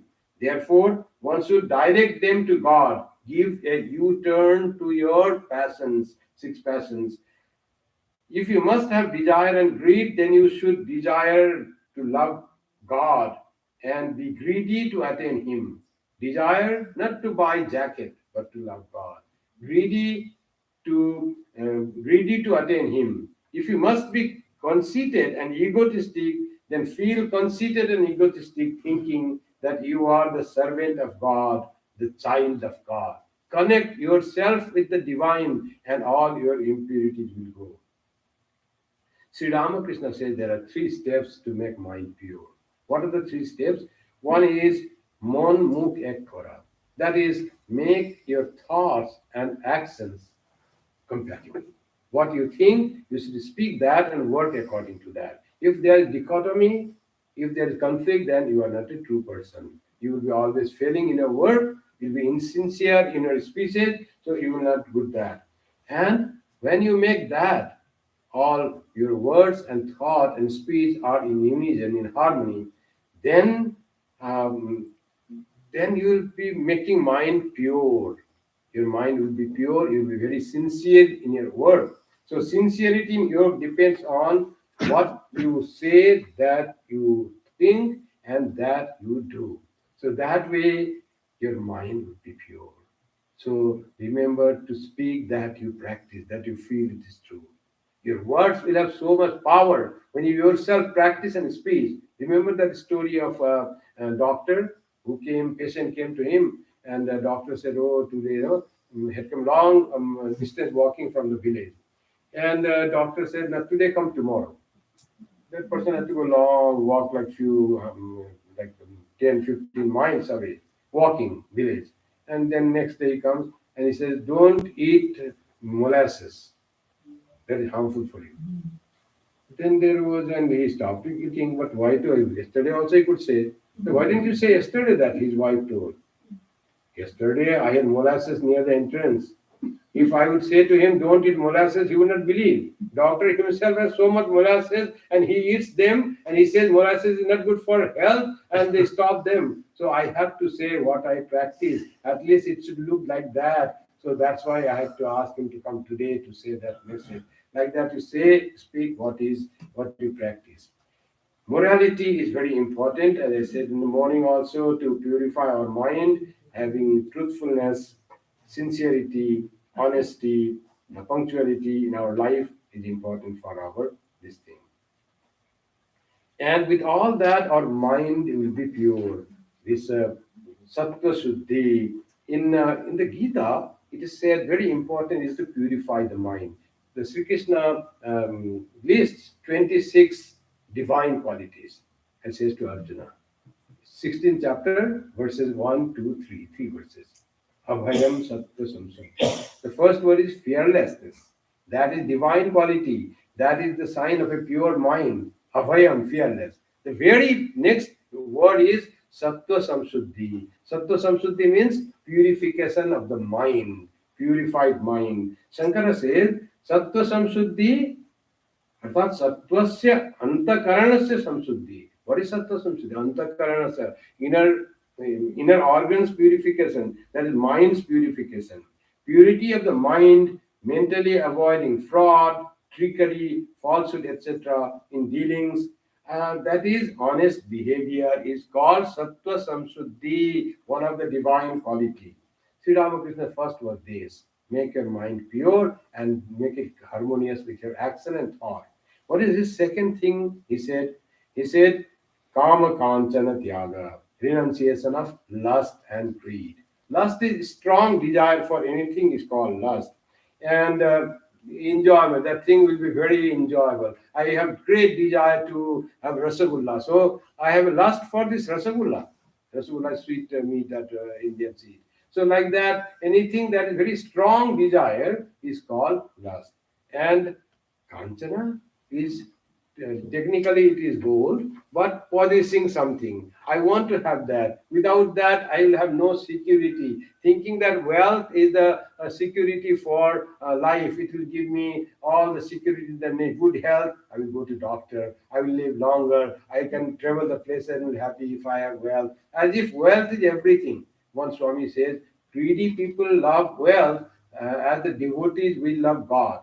And for the greedy people, that is God. Because in that they think security, long life, health, all fulfillment of all desires, they think will all be given by the wealth. So for them, it is really like God. What the devotee feels, that God, in God we get security, we get all the wish fulfillment, all things that the person will get. So this kama kanchana is two fundamental desires that we have, and that Sri Ramakrishna says is the worldliness. He describes worldliness as kama kanchana. And if you want to remove your worldliness, then free from kama kanchana.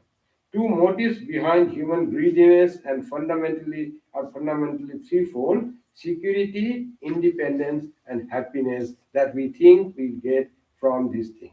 The third one, Sri Ramakrishna, according to Sri Ramakrishna, that can make mind pure is Ishware Anurag Vishaye Virag.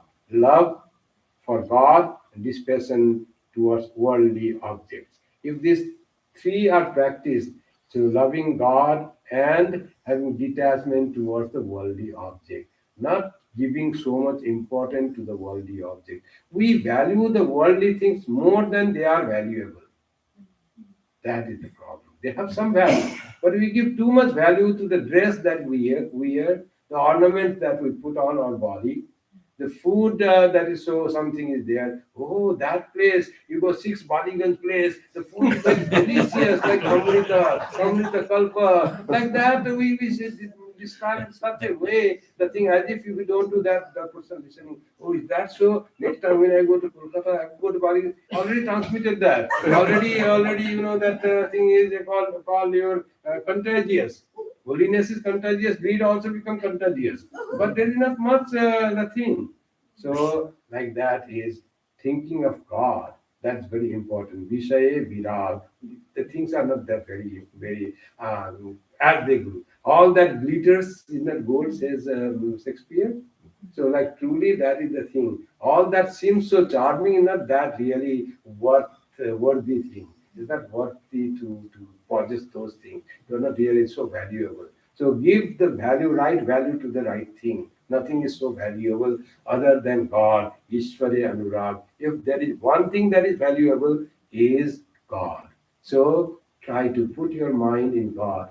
Wash your mind with the purity of the thought of God and mind becomes pure. More you think, more you go towards God. They say going towards God, keeping mind towards God is like treating yourself. If you have liver ailment, they say it could be treated with sugar.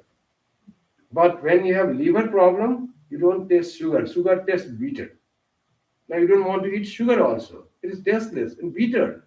But that is the only way. Go on eating that bitter tasting sugar. And slowly liver will get right, and that sugar will really taste sweet. Like that is the name of God. In the beginning, oh, om, om, om, om. So what is there? Nothing happening. Om, om. And slowly, slowly you will find taste in om. And someday will come that without om, your day will go in vain. And then you will say, Taddinam durdinam manne, meghachannam na durdinam. Bad, very bad day today. So much rain and cloudy and snow. No, that is not the bad day, says it. The real bad day is that which day I have not spoken or heard about God. Taddinam durdinam manne, meghachannam na durdinam.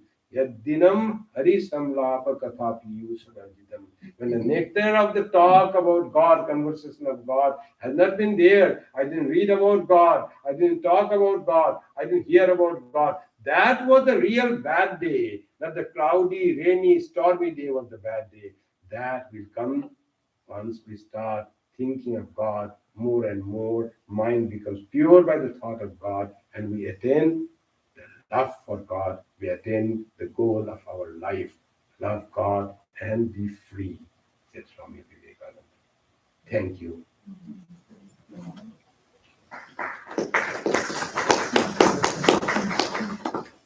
Thank you, Swami. And now we will have a 15 minutes question and answer with Swami. And the floor is open for Q&A.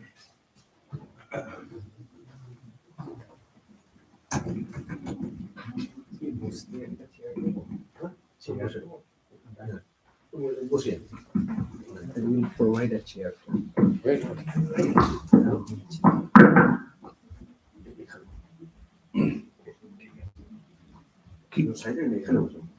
Keep here. I can sit there. No, let's take the. No. I can sit here. No. Oh. Which not here.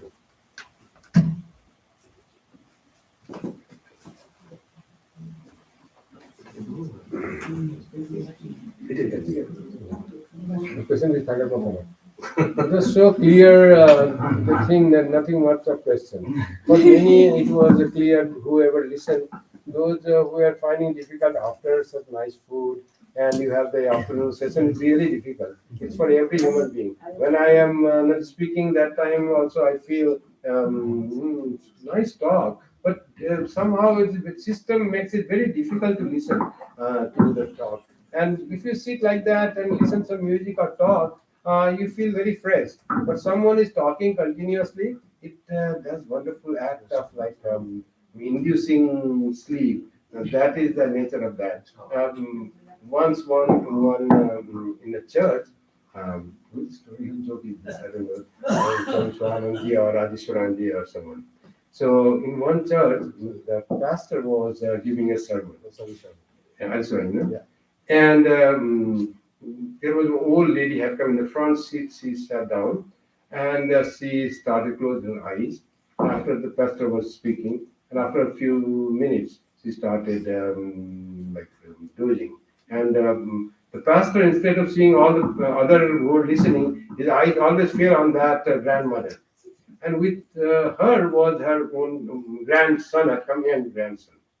And after that, she started dozing. And pastor was irritated. And he said, oh my God, she came to listen to lecture my sermon and she's sleeping. After some time, she started snoring. Now it was too much for the pastor. Then he said to the young kid, hey, can you wake your grandmother? And the young kid said, no, you made her sleep, you wake her.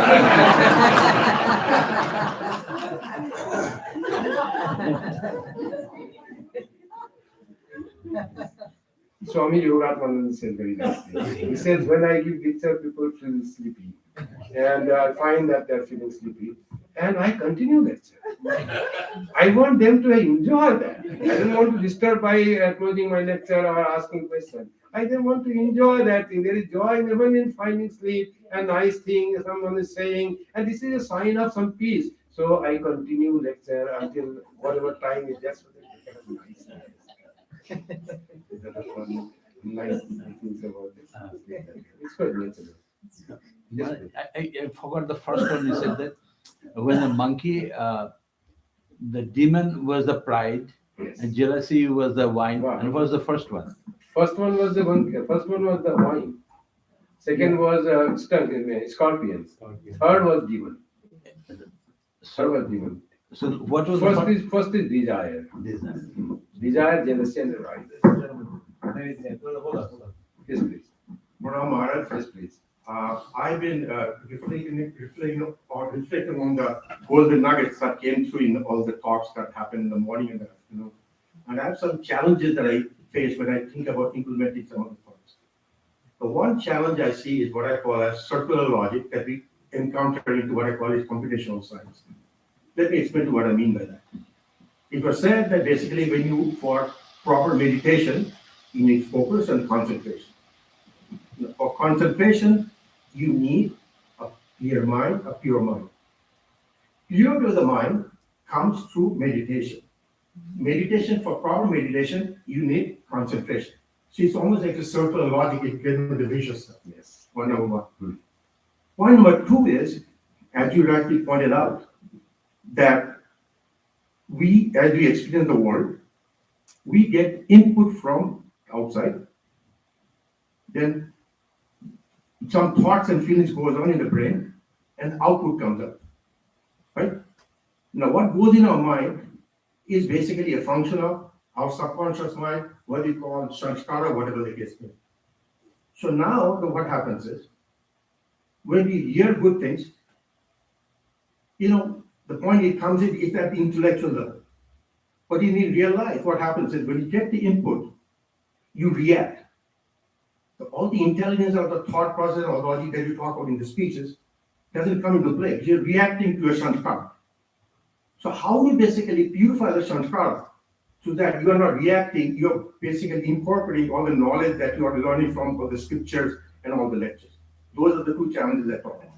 Wonderful, very practical, and so true that what he said after. Thank you very much for this beautiful question. The first question's answer will be, we have to really, what you said is to meditate, you have the pure mind, and to make the mind pure, you have to meditate.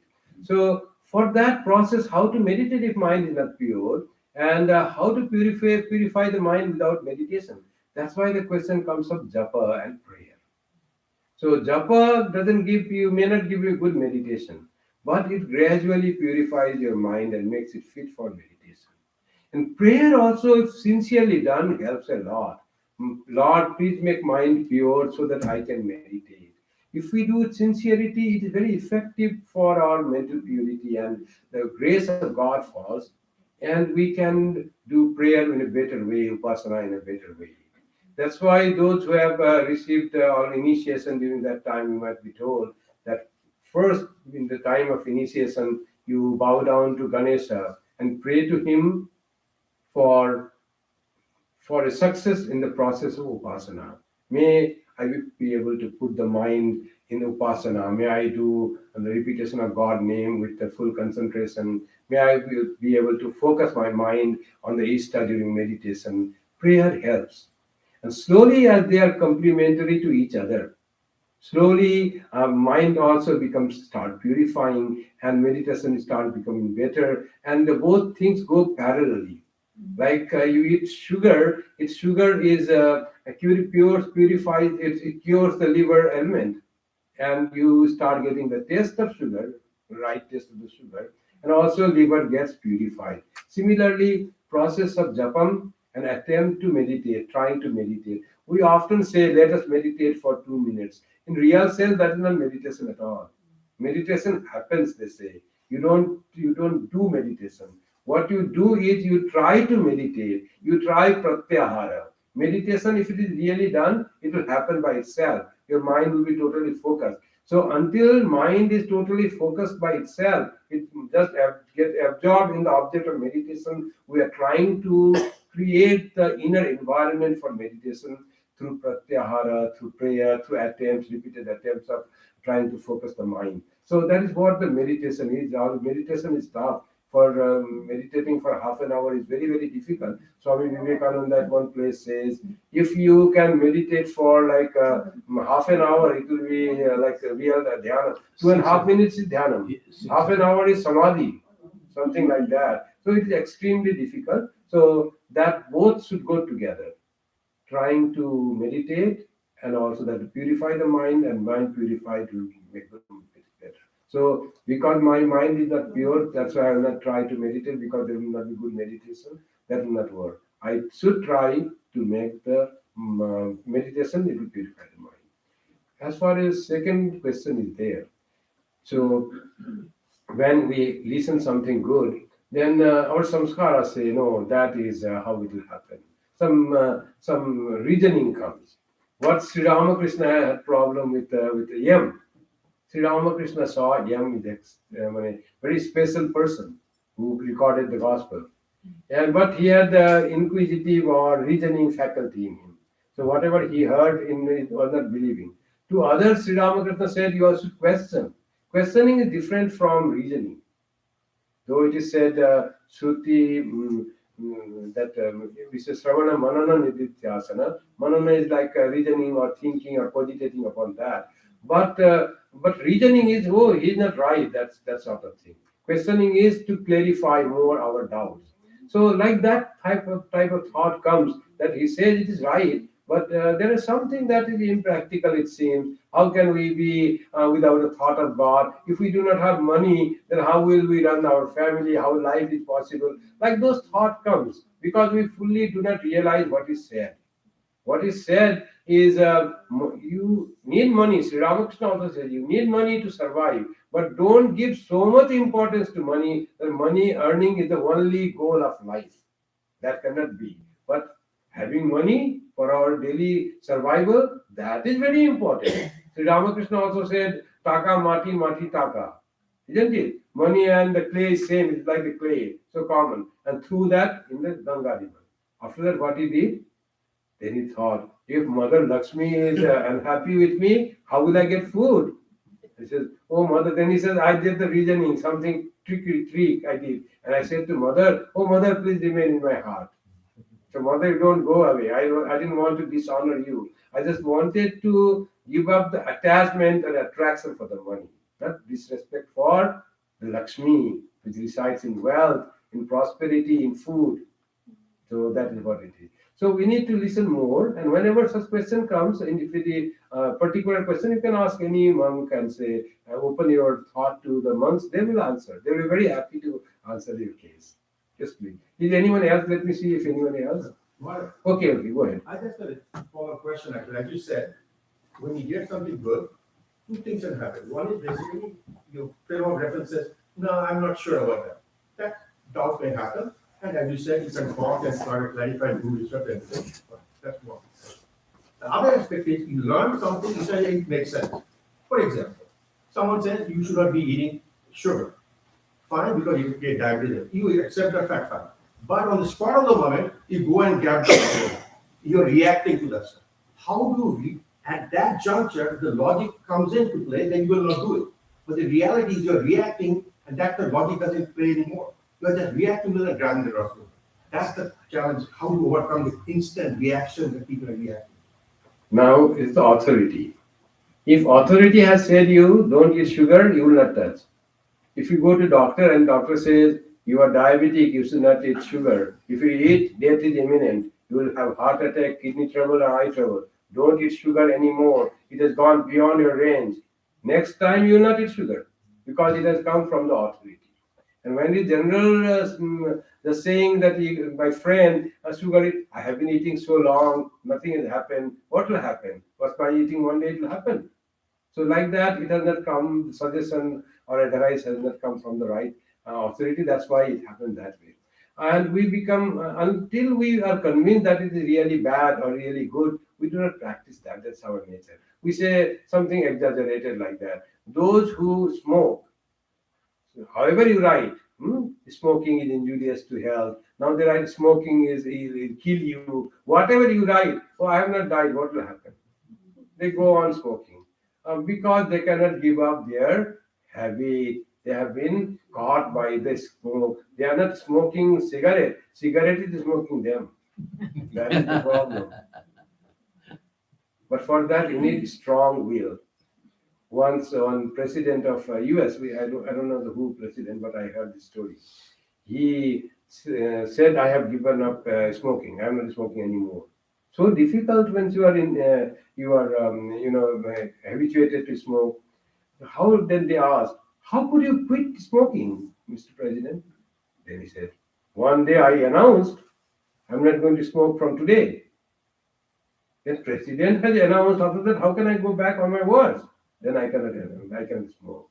Like there's some firm resolve on something and really understanding the truth behind the advice that we have known, then we will not grab. I am also diabetic, I don't eat sweets.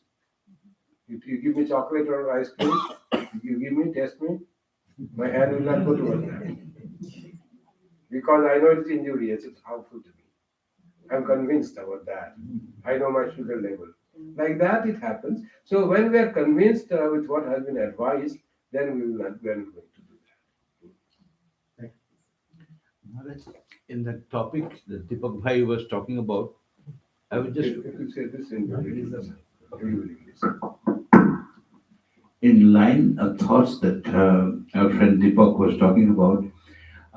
There is a statement Swami Kripamayanandaji makes in his book, Patanjali. They said that if you are repeating your mantra, start and end so that this cycle never breaks, and keep a watch for it. The moment it breaks, your meditation is broken. So when you repeat the mantra, he suggests in that book that keep that the beginning of one and the end of one, they start at the same point.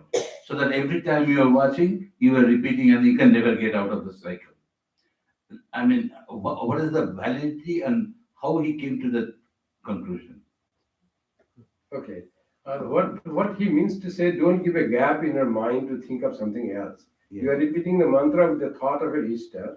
So once it is completed, again think of that, repeat that without giving an opportunity or moment to think mind to wherever to any other thought. So, but mind is such tricky thing, it's very difficult. It goes away even you want to repeat it there. The only thing is pratyahara is the possibility. When you are alert that it has gone away, bring it back. After you bring it back for many times, then mind will know, no, this person is not going to leave me, let me alone. So I have to listen to it. Then that monkey mind will be your monkey, will be your pet. Sit down here and sit there. You now do this, you go there. Run there, it runs there. We have to make it trained and make it pet, that monkey mind. So by our gradual dealing with that, it will be trained. It has been trained to all the monks, all the saints, all they have trained the mind that way when they could do. And that what you are saying about this don't give a gap is about the meditation. What happens in meditation? They say it is niravachinna taila dharavat. One type of thought continuously flows. No, there is no gap in the thought. There is no way that your thought could waver to anyone else. That is after your meditation, you have become expert in meditation. You have become skilled in meditation. It becomes like the oil pouring from one vessel to another. There is not even if you pour water, there is the air gap in the drops of water. Oil, continuous flow of oil. Like that, the mind should flow to the object of meditation, and that will help repetition of God's name continuously will help in that. Yes, please. And I think it's the last question. It's 5 o'clock. We can have. Okay. Maharaj, thank you for your beautiful lecture. I appreciate it. My question is that the desire that is natural. Even for a little child, he wants to see the world, taste it, smell it, touch it. So I think, but what it doesn't have is discrimination. What is the right desire? Otherwise, everything becomes negative. As Swami Vivekananda says, you should go for the positive things, the right work, action, karma yoga. Without work, we cannot stay. Right work, right knowledge, the bhakti yoga and jnana yoga. So I think just to just to stop the mind, I think it's very difficult, especially for the people in this world, in the material world. How can I work even if I stop? Even if I'm a scientist, if I'm a researcher, I have to see the world, trying to find the cause, then to work it out. So I think explanation, I think we need a clarification. Clarification is needed for without desire, how will we live? It's true that without desire, we can even not live. We have a desire to drink water, eat food, live longer, keep healthy. All those comes in desire for everyone, every human being has that. But what is meant by desire is the desire for possessing the object and owning them. If you are a scientist, you can definitely desire to make some progress. But desire should be such that I want to do something for the good of humanity. Different kinds of desire. I want to have my name and fame. That is a lower kind of desire. For that, I do research. I want to make something that will benefit the humanity. So the same work will be done, but the purpose of your desire, if it's higher, then the fruit is nicer. You can put more your mind in that, and outcome will be better. And after that, it has come, you are successful. You will not be swelled with pride. If it fails, you will not be rejected with failure. You will be practicing equanimity. If your desire is that sort of. Otherwise, if you don't have desire to do anything, then you will sit at home. You will not be able to research. And about the child having many desires, that's why he is the child. He has to have all the know. He wants to know the world. And after knowing the world, that's why Vedic words that I quoted in the morning said, Pariksha lokan karma chitan brahmano nirvedamaya. Pariksha lokan, the Brahmana, the one who wanted God, that wise person, he came to Nirveda by seeing the world, which is swelling through the work. Only work and its result and possession and enjoyment, that's how the work is going on. The world is running for the enjoyment. After seeing that, he came to Nirvedam. Nasti akrita kriten. I want to read that which is uncreated. By doing some work, I cannot read that. Nasti akrita kritena. That's what the Vedanta says. So, desires are really, there are various kinds of desires. When you say don't have a desire for enjoyment of the world, doesn't mean you cannot enjoy the coffee in the morning. You can enjoy best color of a t-shirt. I like this color of my t-shirt. It is not that you cannot enjoy your cell phone. It is not that you cannot enjoy you cannot have any fascination for a particular kind of a car. That you can have. But to think that this is ultimate, this is without this I cannot live, to become slave, become enslaved to that particular object, that is called by desire, attachment is that. You have to retain your freedom to live happily even without the object that you are seeking so much. Don't be slave to your desire of possessing or owning something. Be independent. Without that also you can live happily. I can live happily without anything of these things. That is what is meant by not having craving or desire, getting freed from greed. That's what the freedom from greed and lust is. So not becoming dependent on anything. Otherwise, you enjoy food. If you like posto bora, you can have posto bora. If you like pesereto, green moog dosa, you can enjoy that. Any monk can enjoy that. Anybody can enjoy that.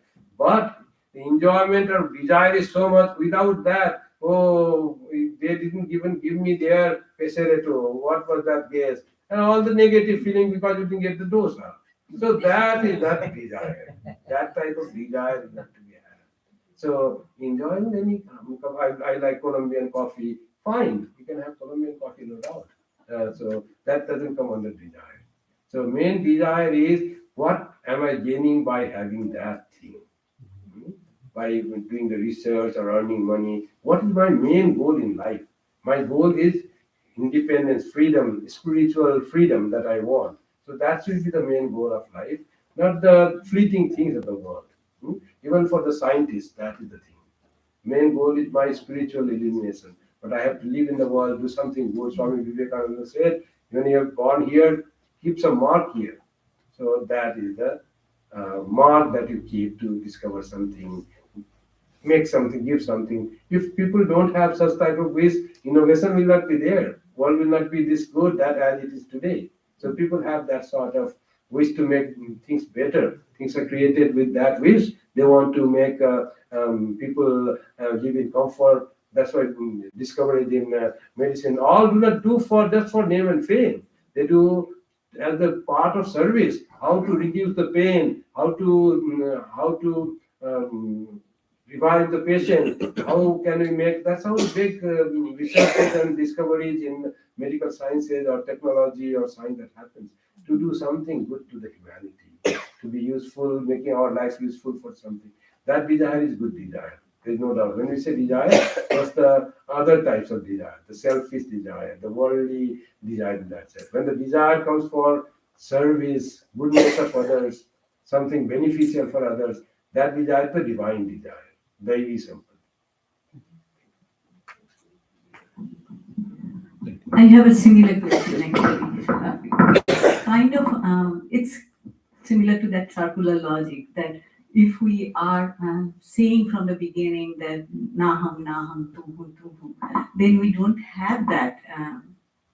At the same time, when we are trying to say that, okay, I have the confidence, self-confidence, I can do it.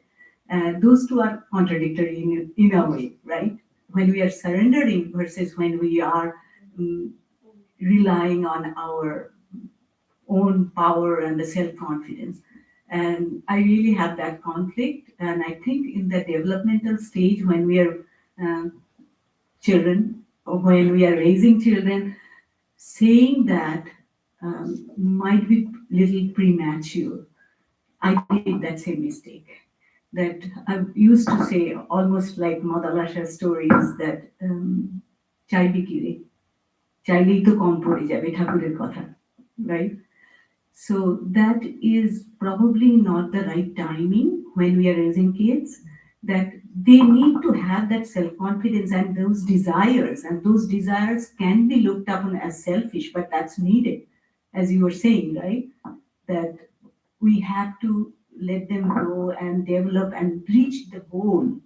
And those goals can be shorter goals, very tangible goals, and that can be looked upon as selfish desire, not the big picture of serving mankind at that point. So how do we handle that conflict of empowerment and desire, self-confidence versus that surrender? Self-effort and surrender. Those are people think that is contradictory.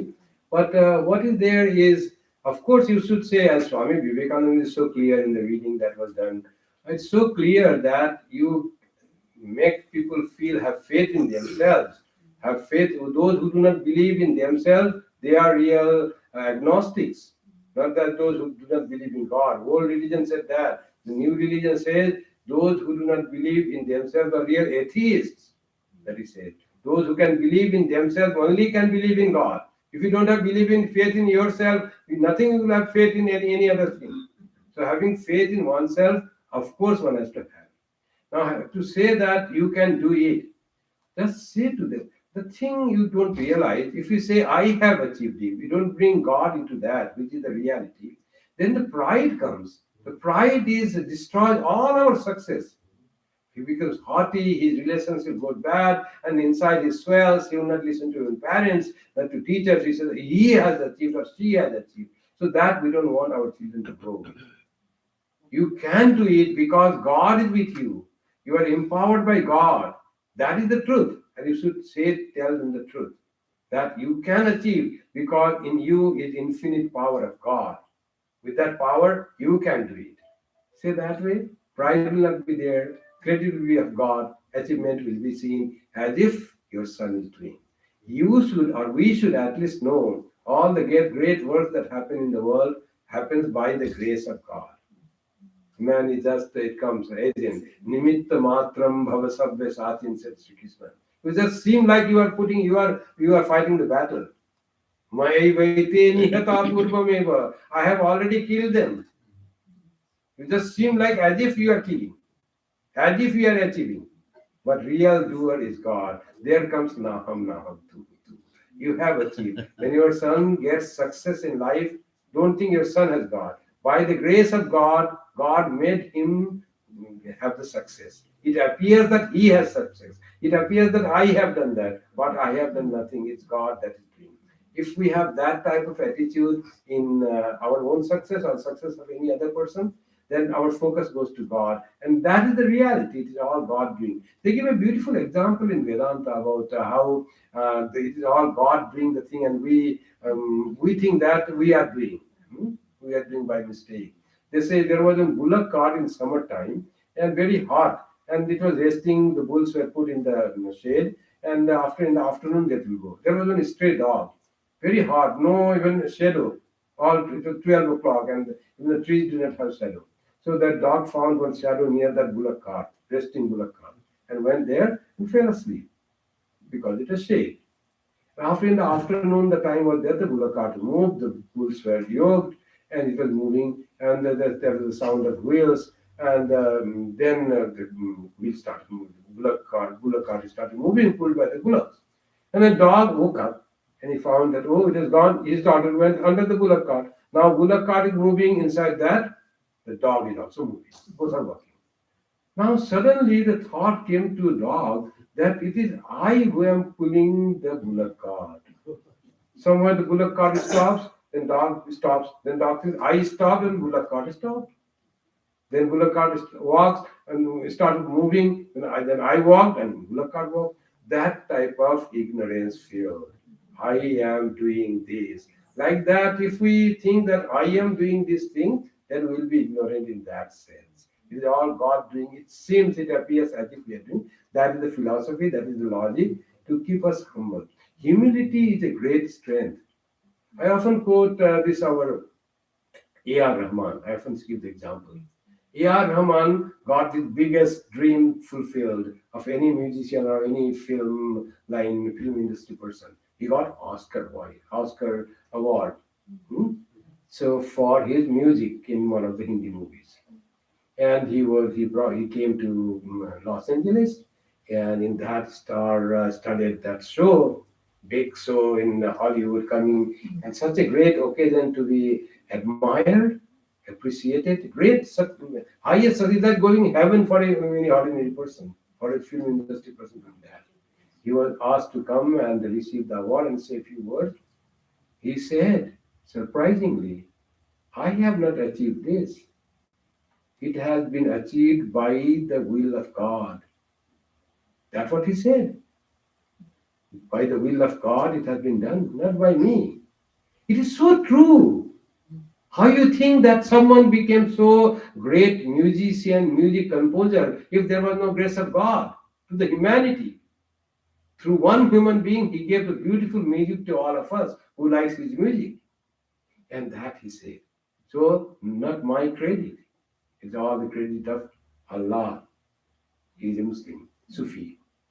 And he said, if we want to recognize any human being, give the credit to human being, it is all my mother who is sitting in the front row. Her inspiration, her support all the time to me led me to this, and you are recognizing that. So this sort of humility in the ultimate success that can come when we realize and know that it's not I, Naham Naham tu. It's a great mantra that your children should learn. Luckily and fortunately, you have taught your children, you have done no mistake. Whatever success they have, not everyone achieves success. You can do it, you have to do it. You may not get even then. You'll be just proud of getting small things. Now you have given the core of the truth, that it is God who does. With this thought, you'll be very happy in life, very successful in whatever he does. Everyone doesn't have to become like great doctors or engineers. Small work we do. But with all that knowledge, I'm doing the work of God. Great satisfaction, great humility, wonderful person. You have to be a great person in thought, not in achievement. So your children who have learned that are really great. Be proud of your children. Okay.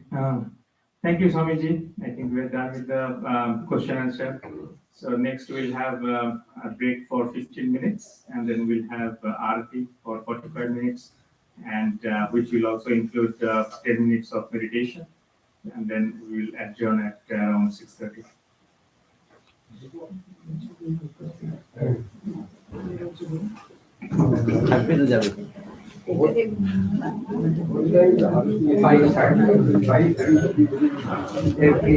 So 5:30 will be the RP, which is 6 minutes from now.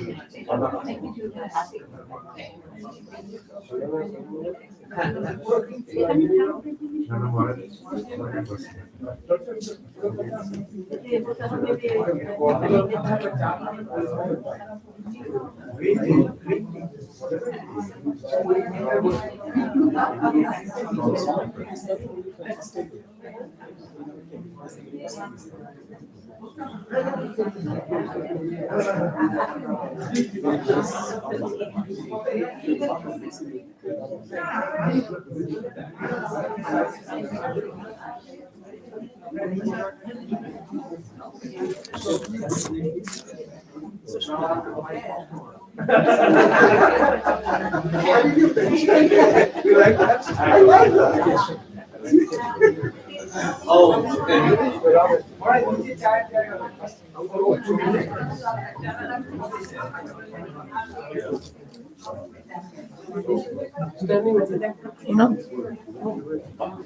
Shrine is coming on. Shrine.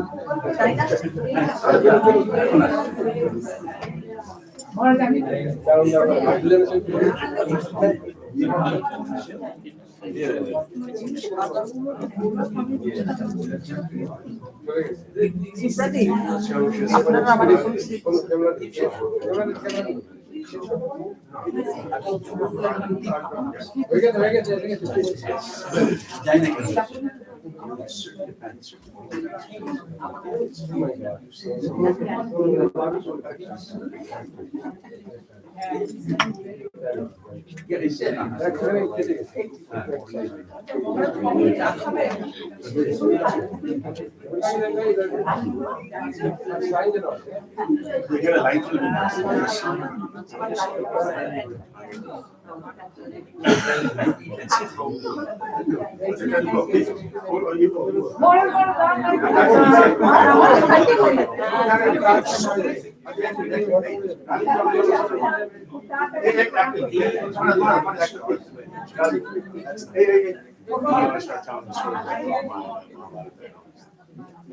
No, exactly, yeah, exactly.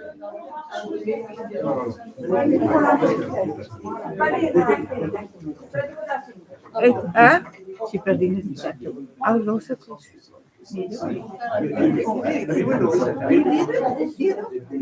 আমি তো প্রাণী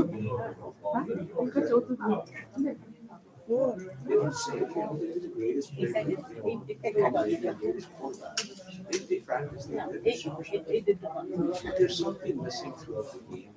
A sense of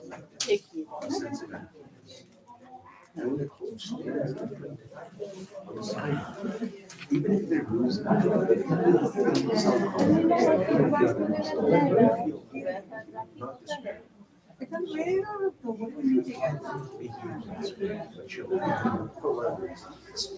so many things can be done. You create a world for your kids. You have to. What other options do you have? At least in the I know that you exactly one that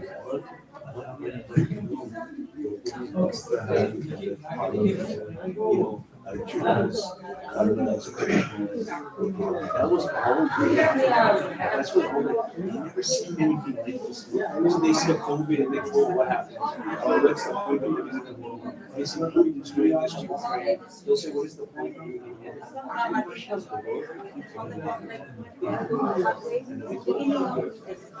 To learn something, terrible experience. But most of these are time comes for anyone with all the money, power, education, everything else. Something happens. They'll say it's time for us to step back.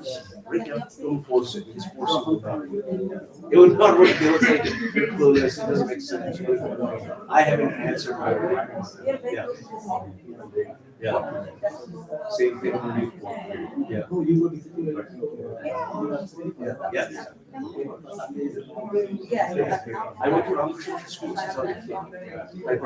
My parents had, evening would come, would play cricket in India, and then my mother, we would conch shell. And then we'll all come back, wash your feet, sit down and sing Bhavsar. I didn't know what that meant, why we were doing it. But I did it for the joy of my mother, because that made her happy. Then my grandmother, later on, I did it because I wanted to. Then I went on to school.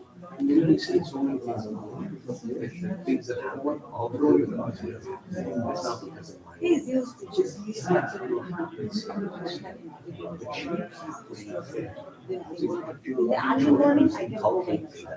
that's the only option.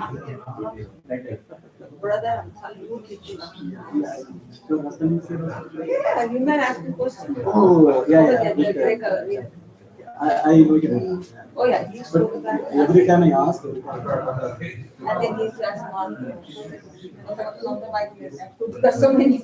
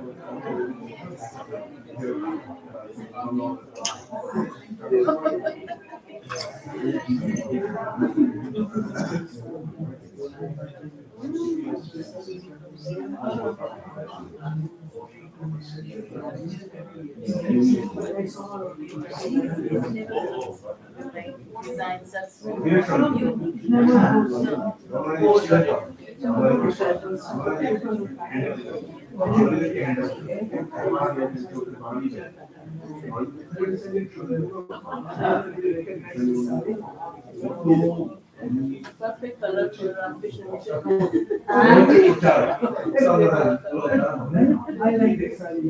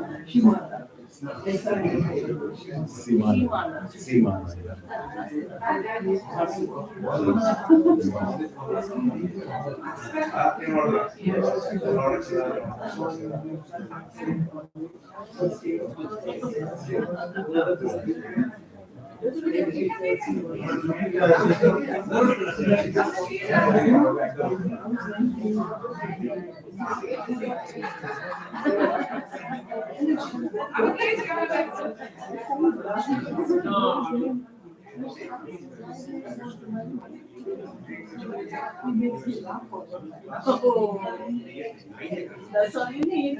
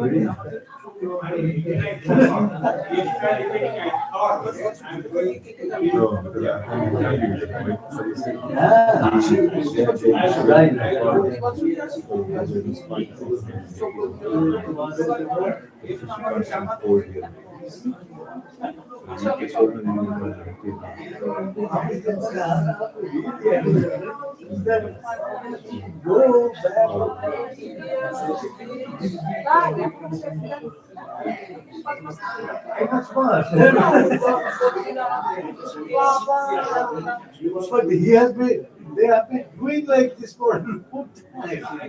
Top center, এখানকার সব center সব করতে করে। Think about California থেকে আসবার সময় একবার মানে ওই সমস্ত সেন্টার দেখতে দেখতে দেখতে এসেছি।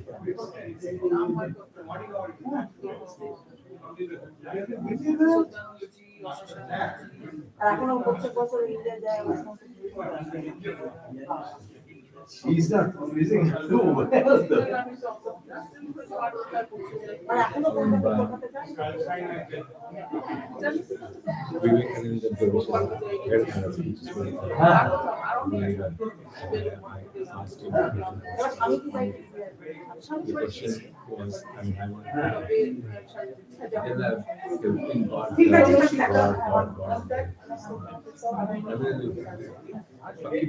Zero.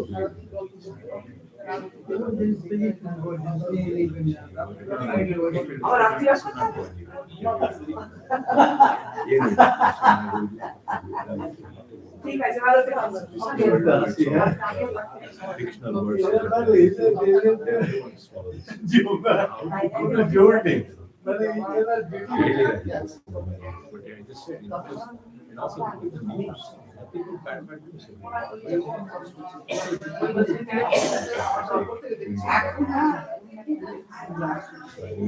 There will come a point, he says, that what you do is in prayer.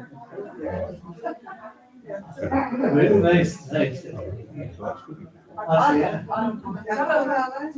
Said, yeah, my mother.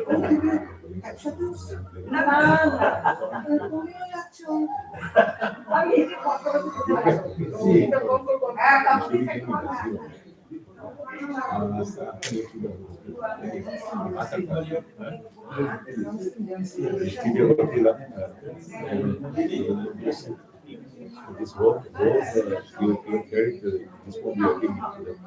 Everything is God's will. That's a goal.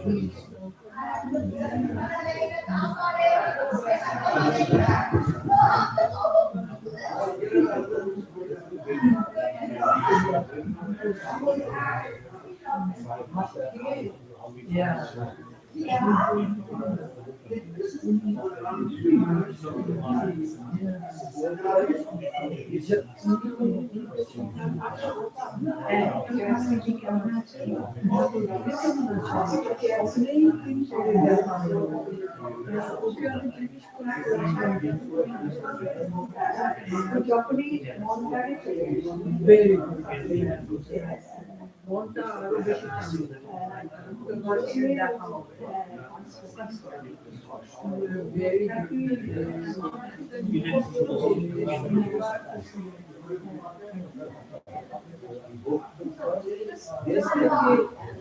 স্নান করবো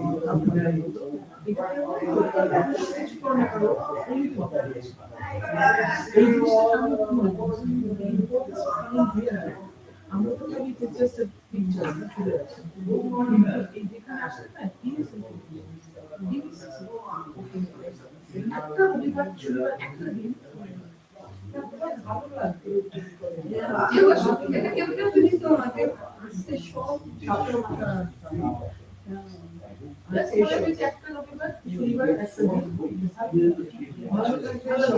দেখা হবে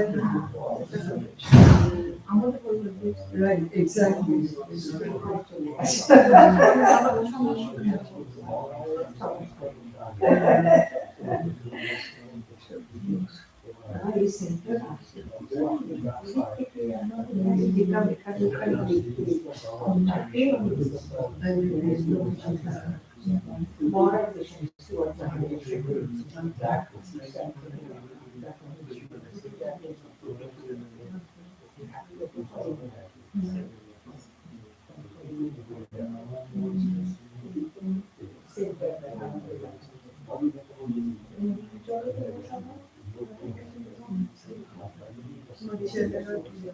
Era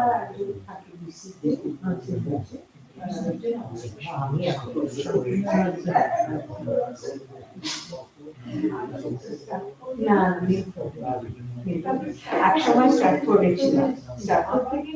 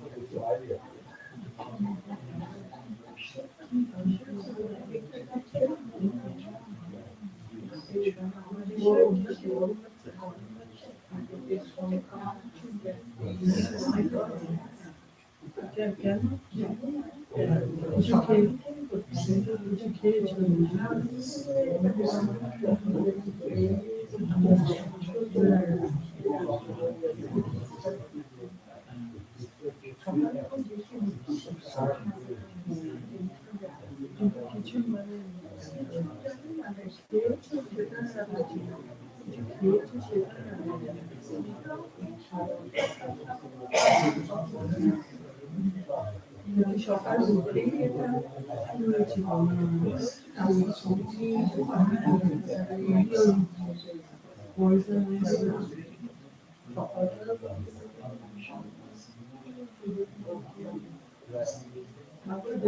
আমাদের যে স্লাইডিং বোর্ডেটা বাইরে চুজ করে দিই সাপোজ কই নাই আমার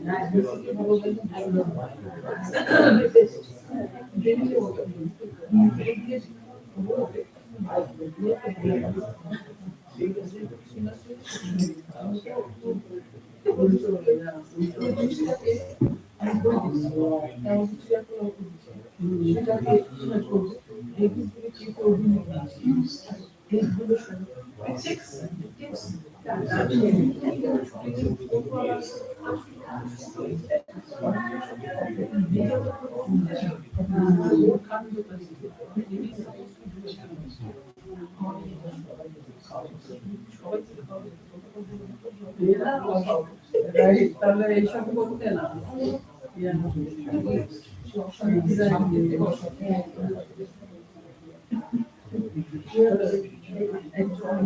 One second there.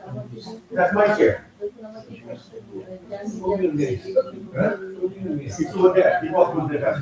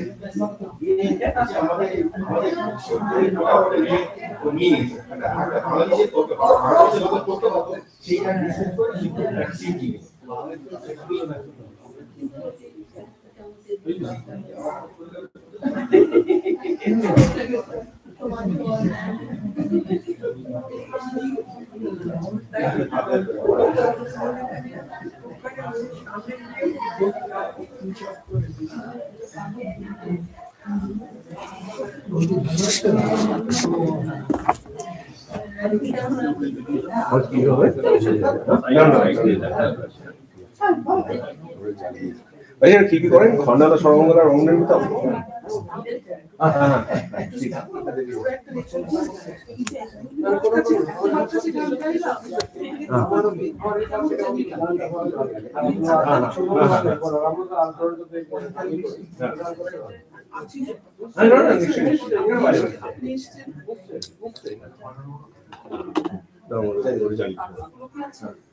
হ্যাঁ কাগজগুলো সাপ্লাই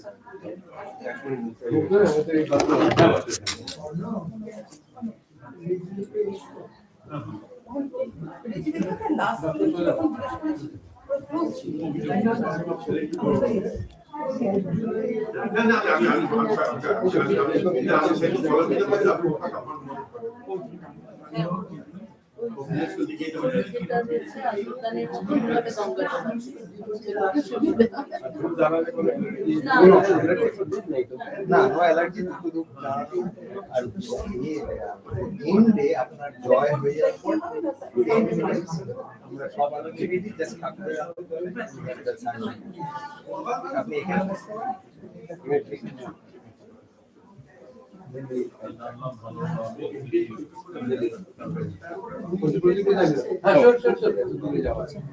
ভালো হলো দেখা হলো।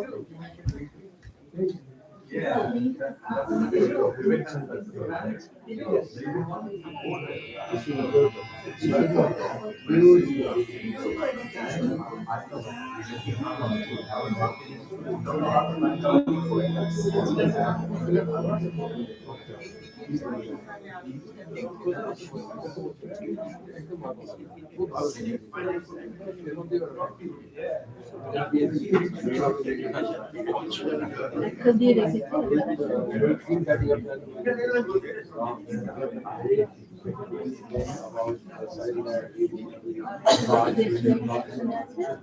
Oh,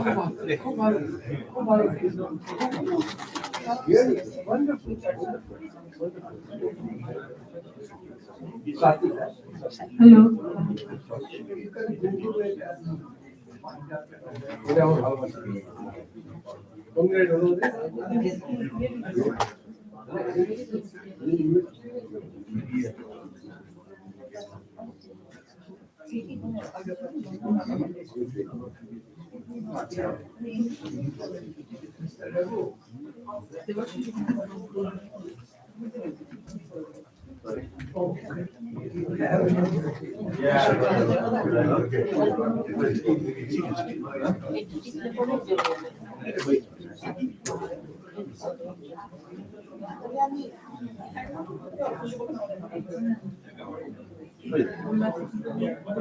মাইক্রোফোনের দরকার নেই, মাইক গলা।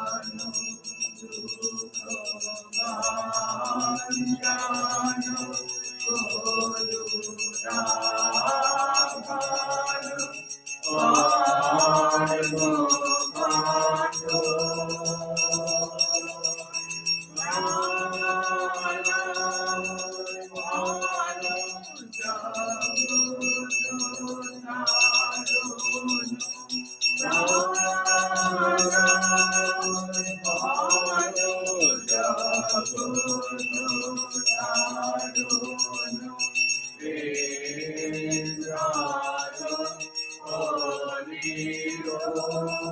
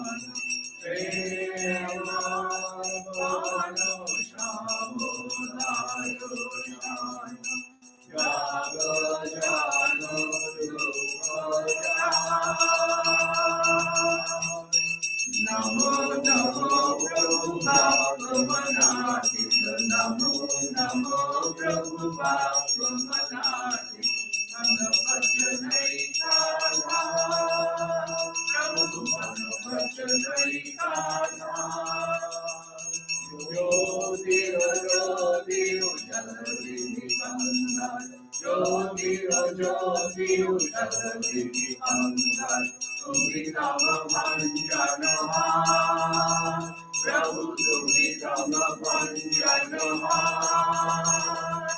Namo Namo Prabhu Bhaktamanadita Namo Namo Prabhu Bhaktamanadita Manavachanaikarha Prabhu Manavachanaikarha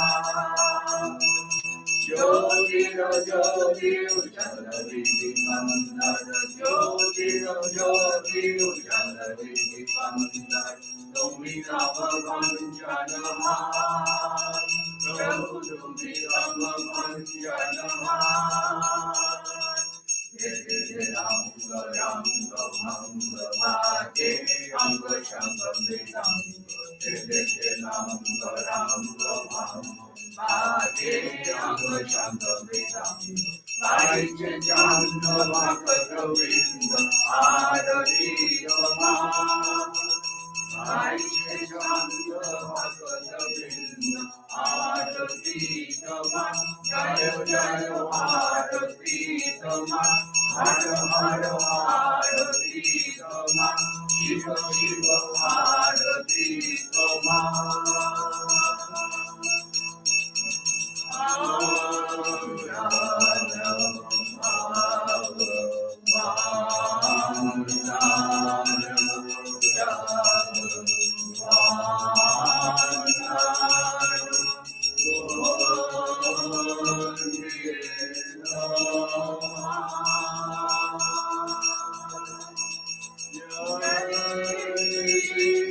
Guru Maharaj Ji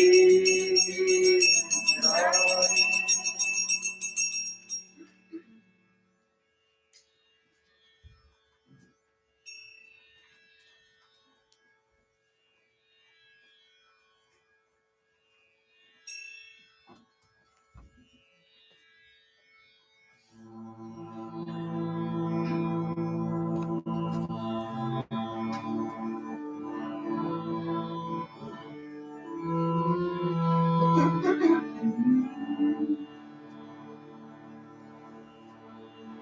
Om Ring Tam Tamachalo Gunajit Gunetaha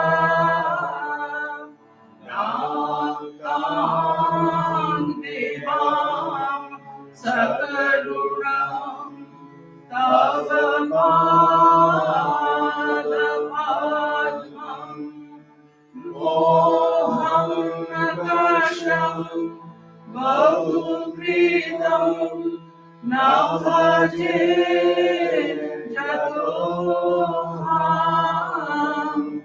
Tasmahat Tvameva Sharanam Mamadena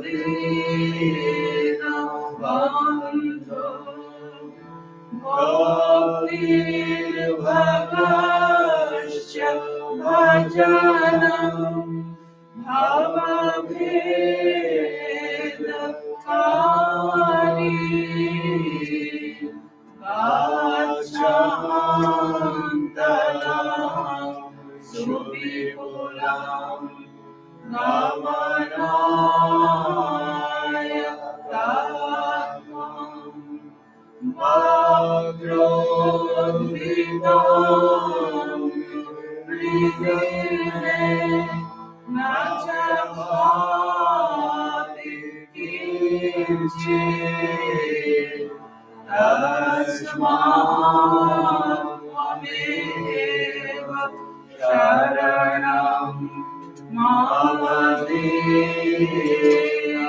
Bandhu Tejasaranti Tarasa Vaitrita Trishna Ragi Ritapate Tavairama Krishna Bhagavatam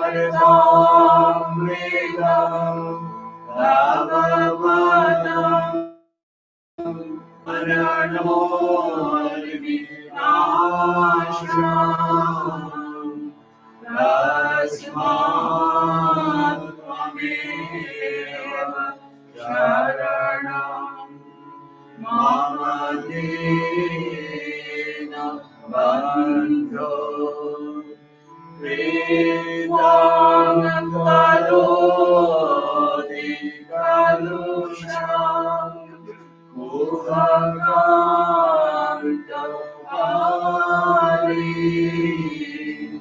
Shantam Shivam Shubhivalam Tavanam Natha Yasmadaham Asharanam Jagadeka Namya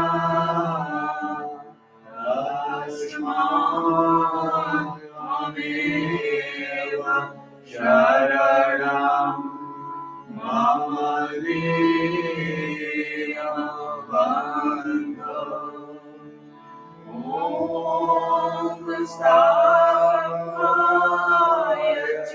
Dharmasya Sarvadharma Swarupine Avadara Parishtaya Rama Krishnaya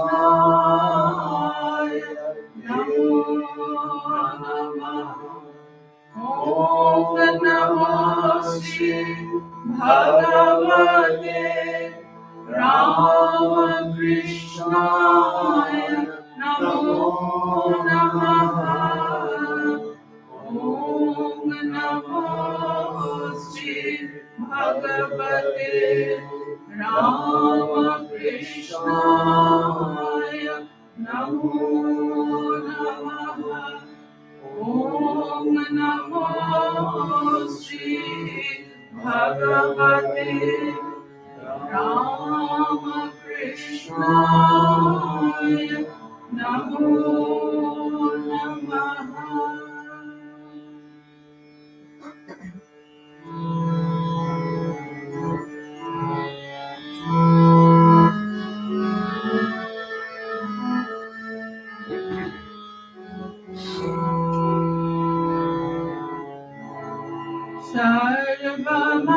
Sarvamangalo Mangale Shive Sarvartha Sadhike Sharanye Ambake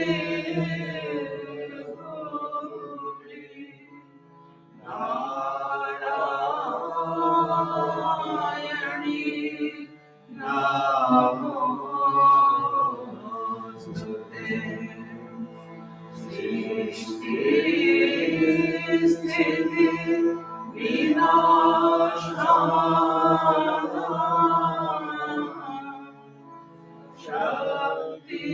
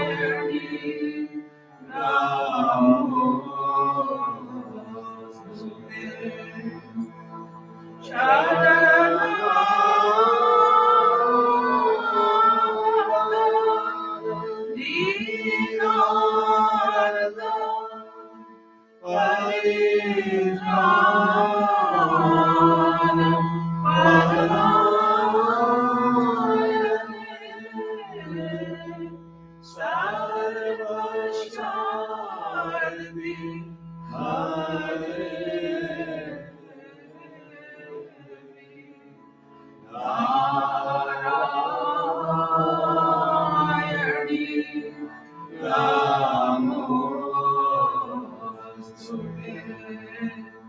Jaya Narayani Namostute Jaya Narayani Namostute Jaya Narayani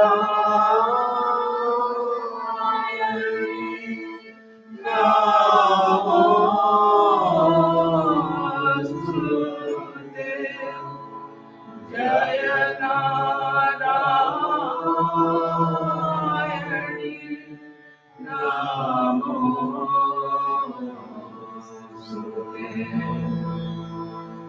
Jai Shri Guru Maharaj Ji ki Jai Jai Mahamai ki Jai Jai Swami Kripamayanandaji ki Jai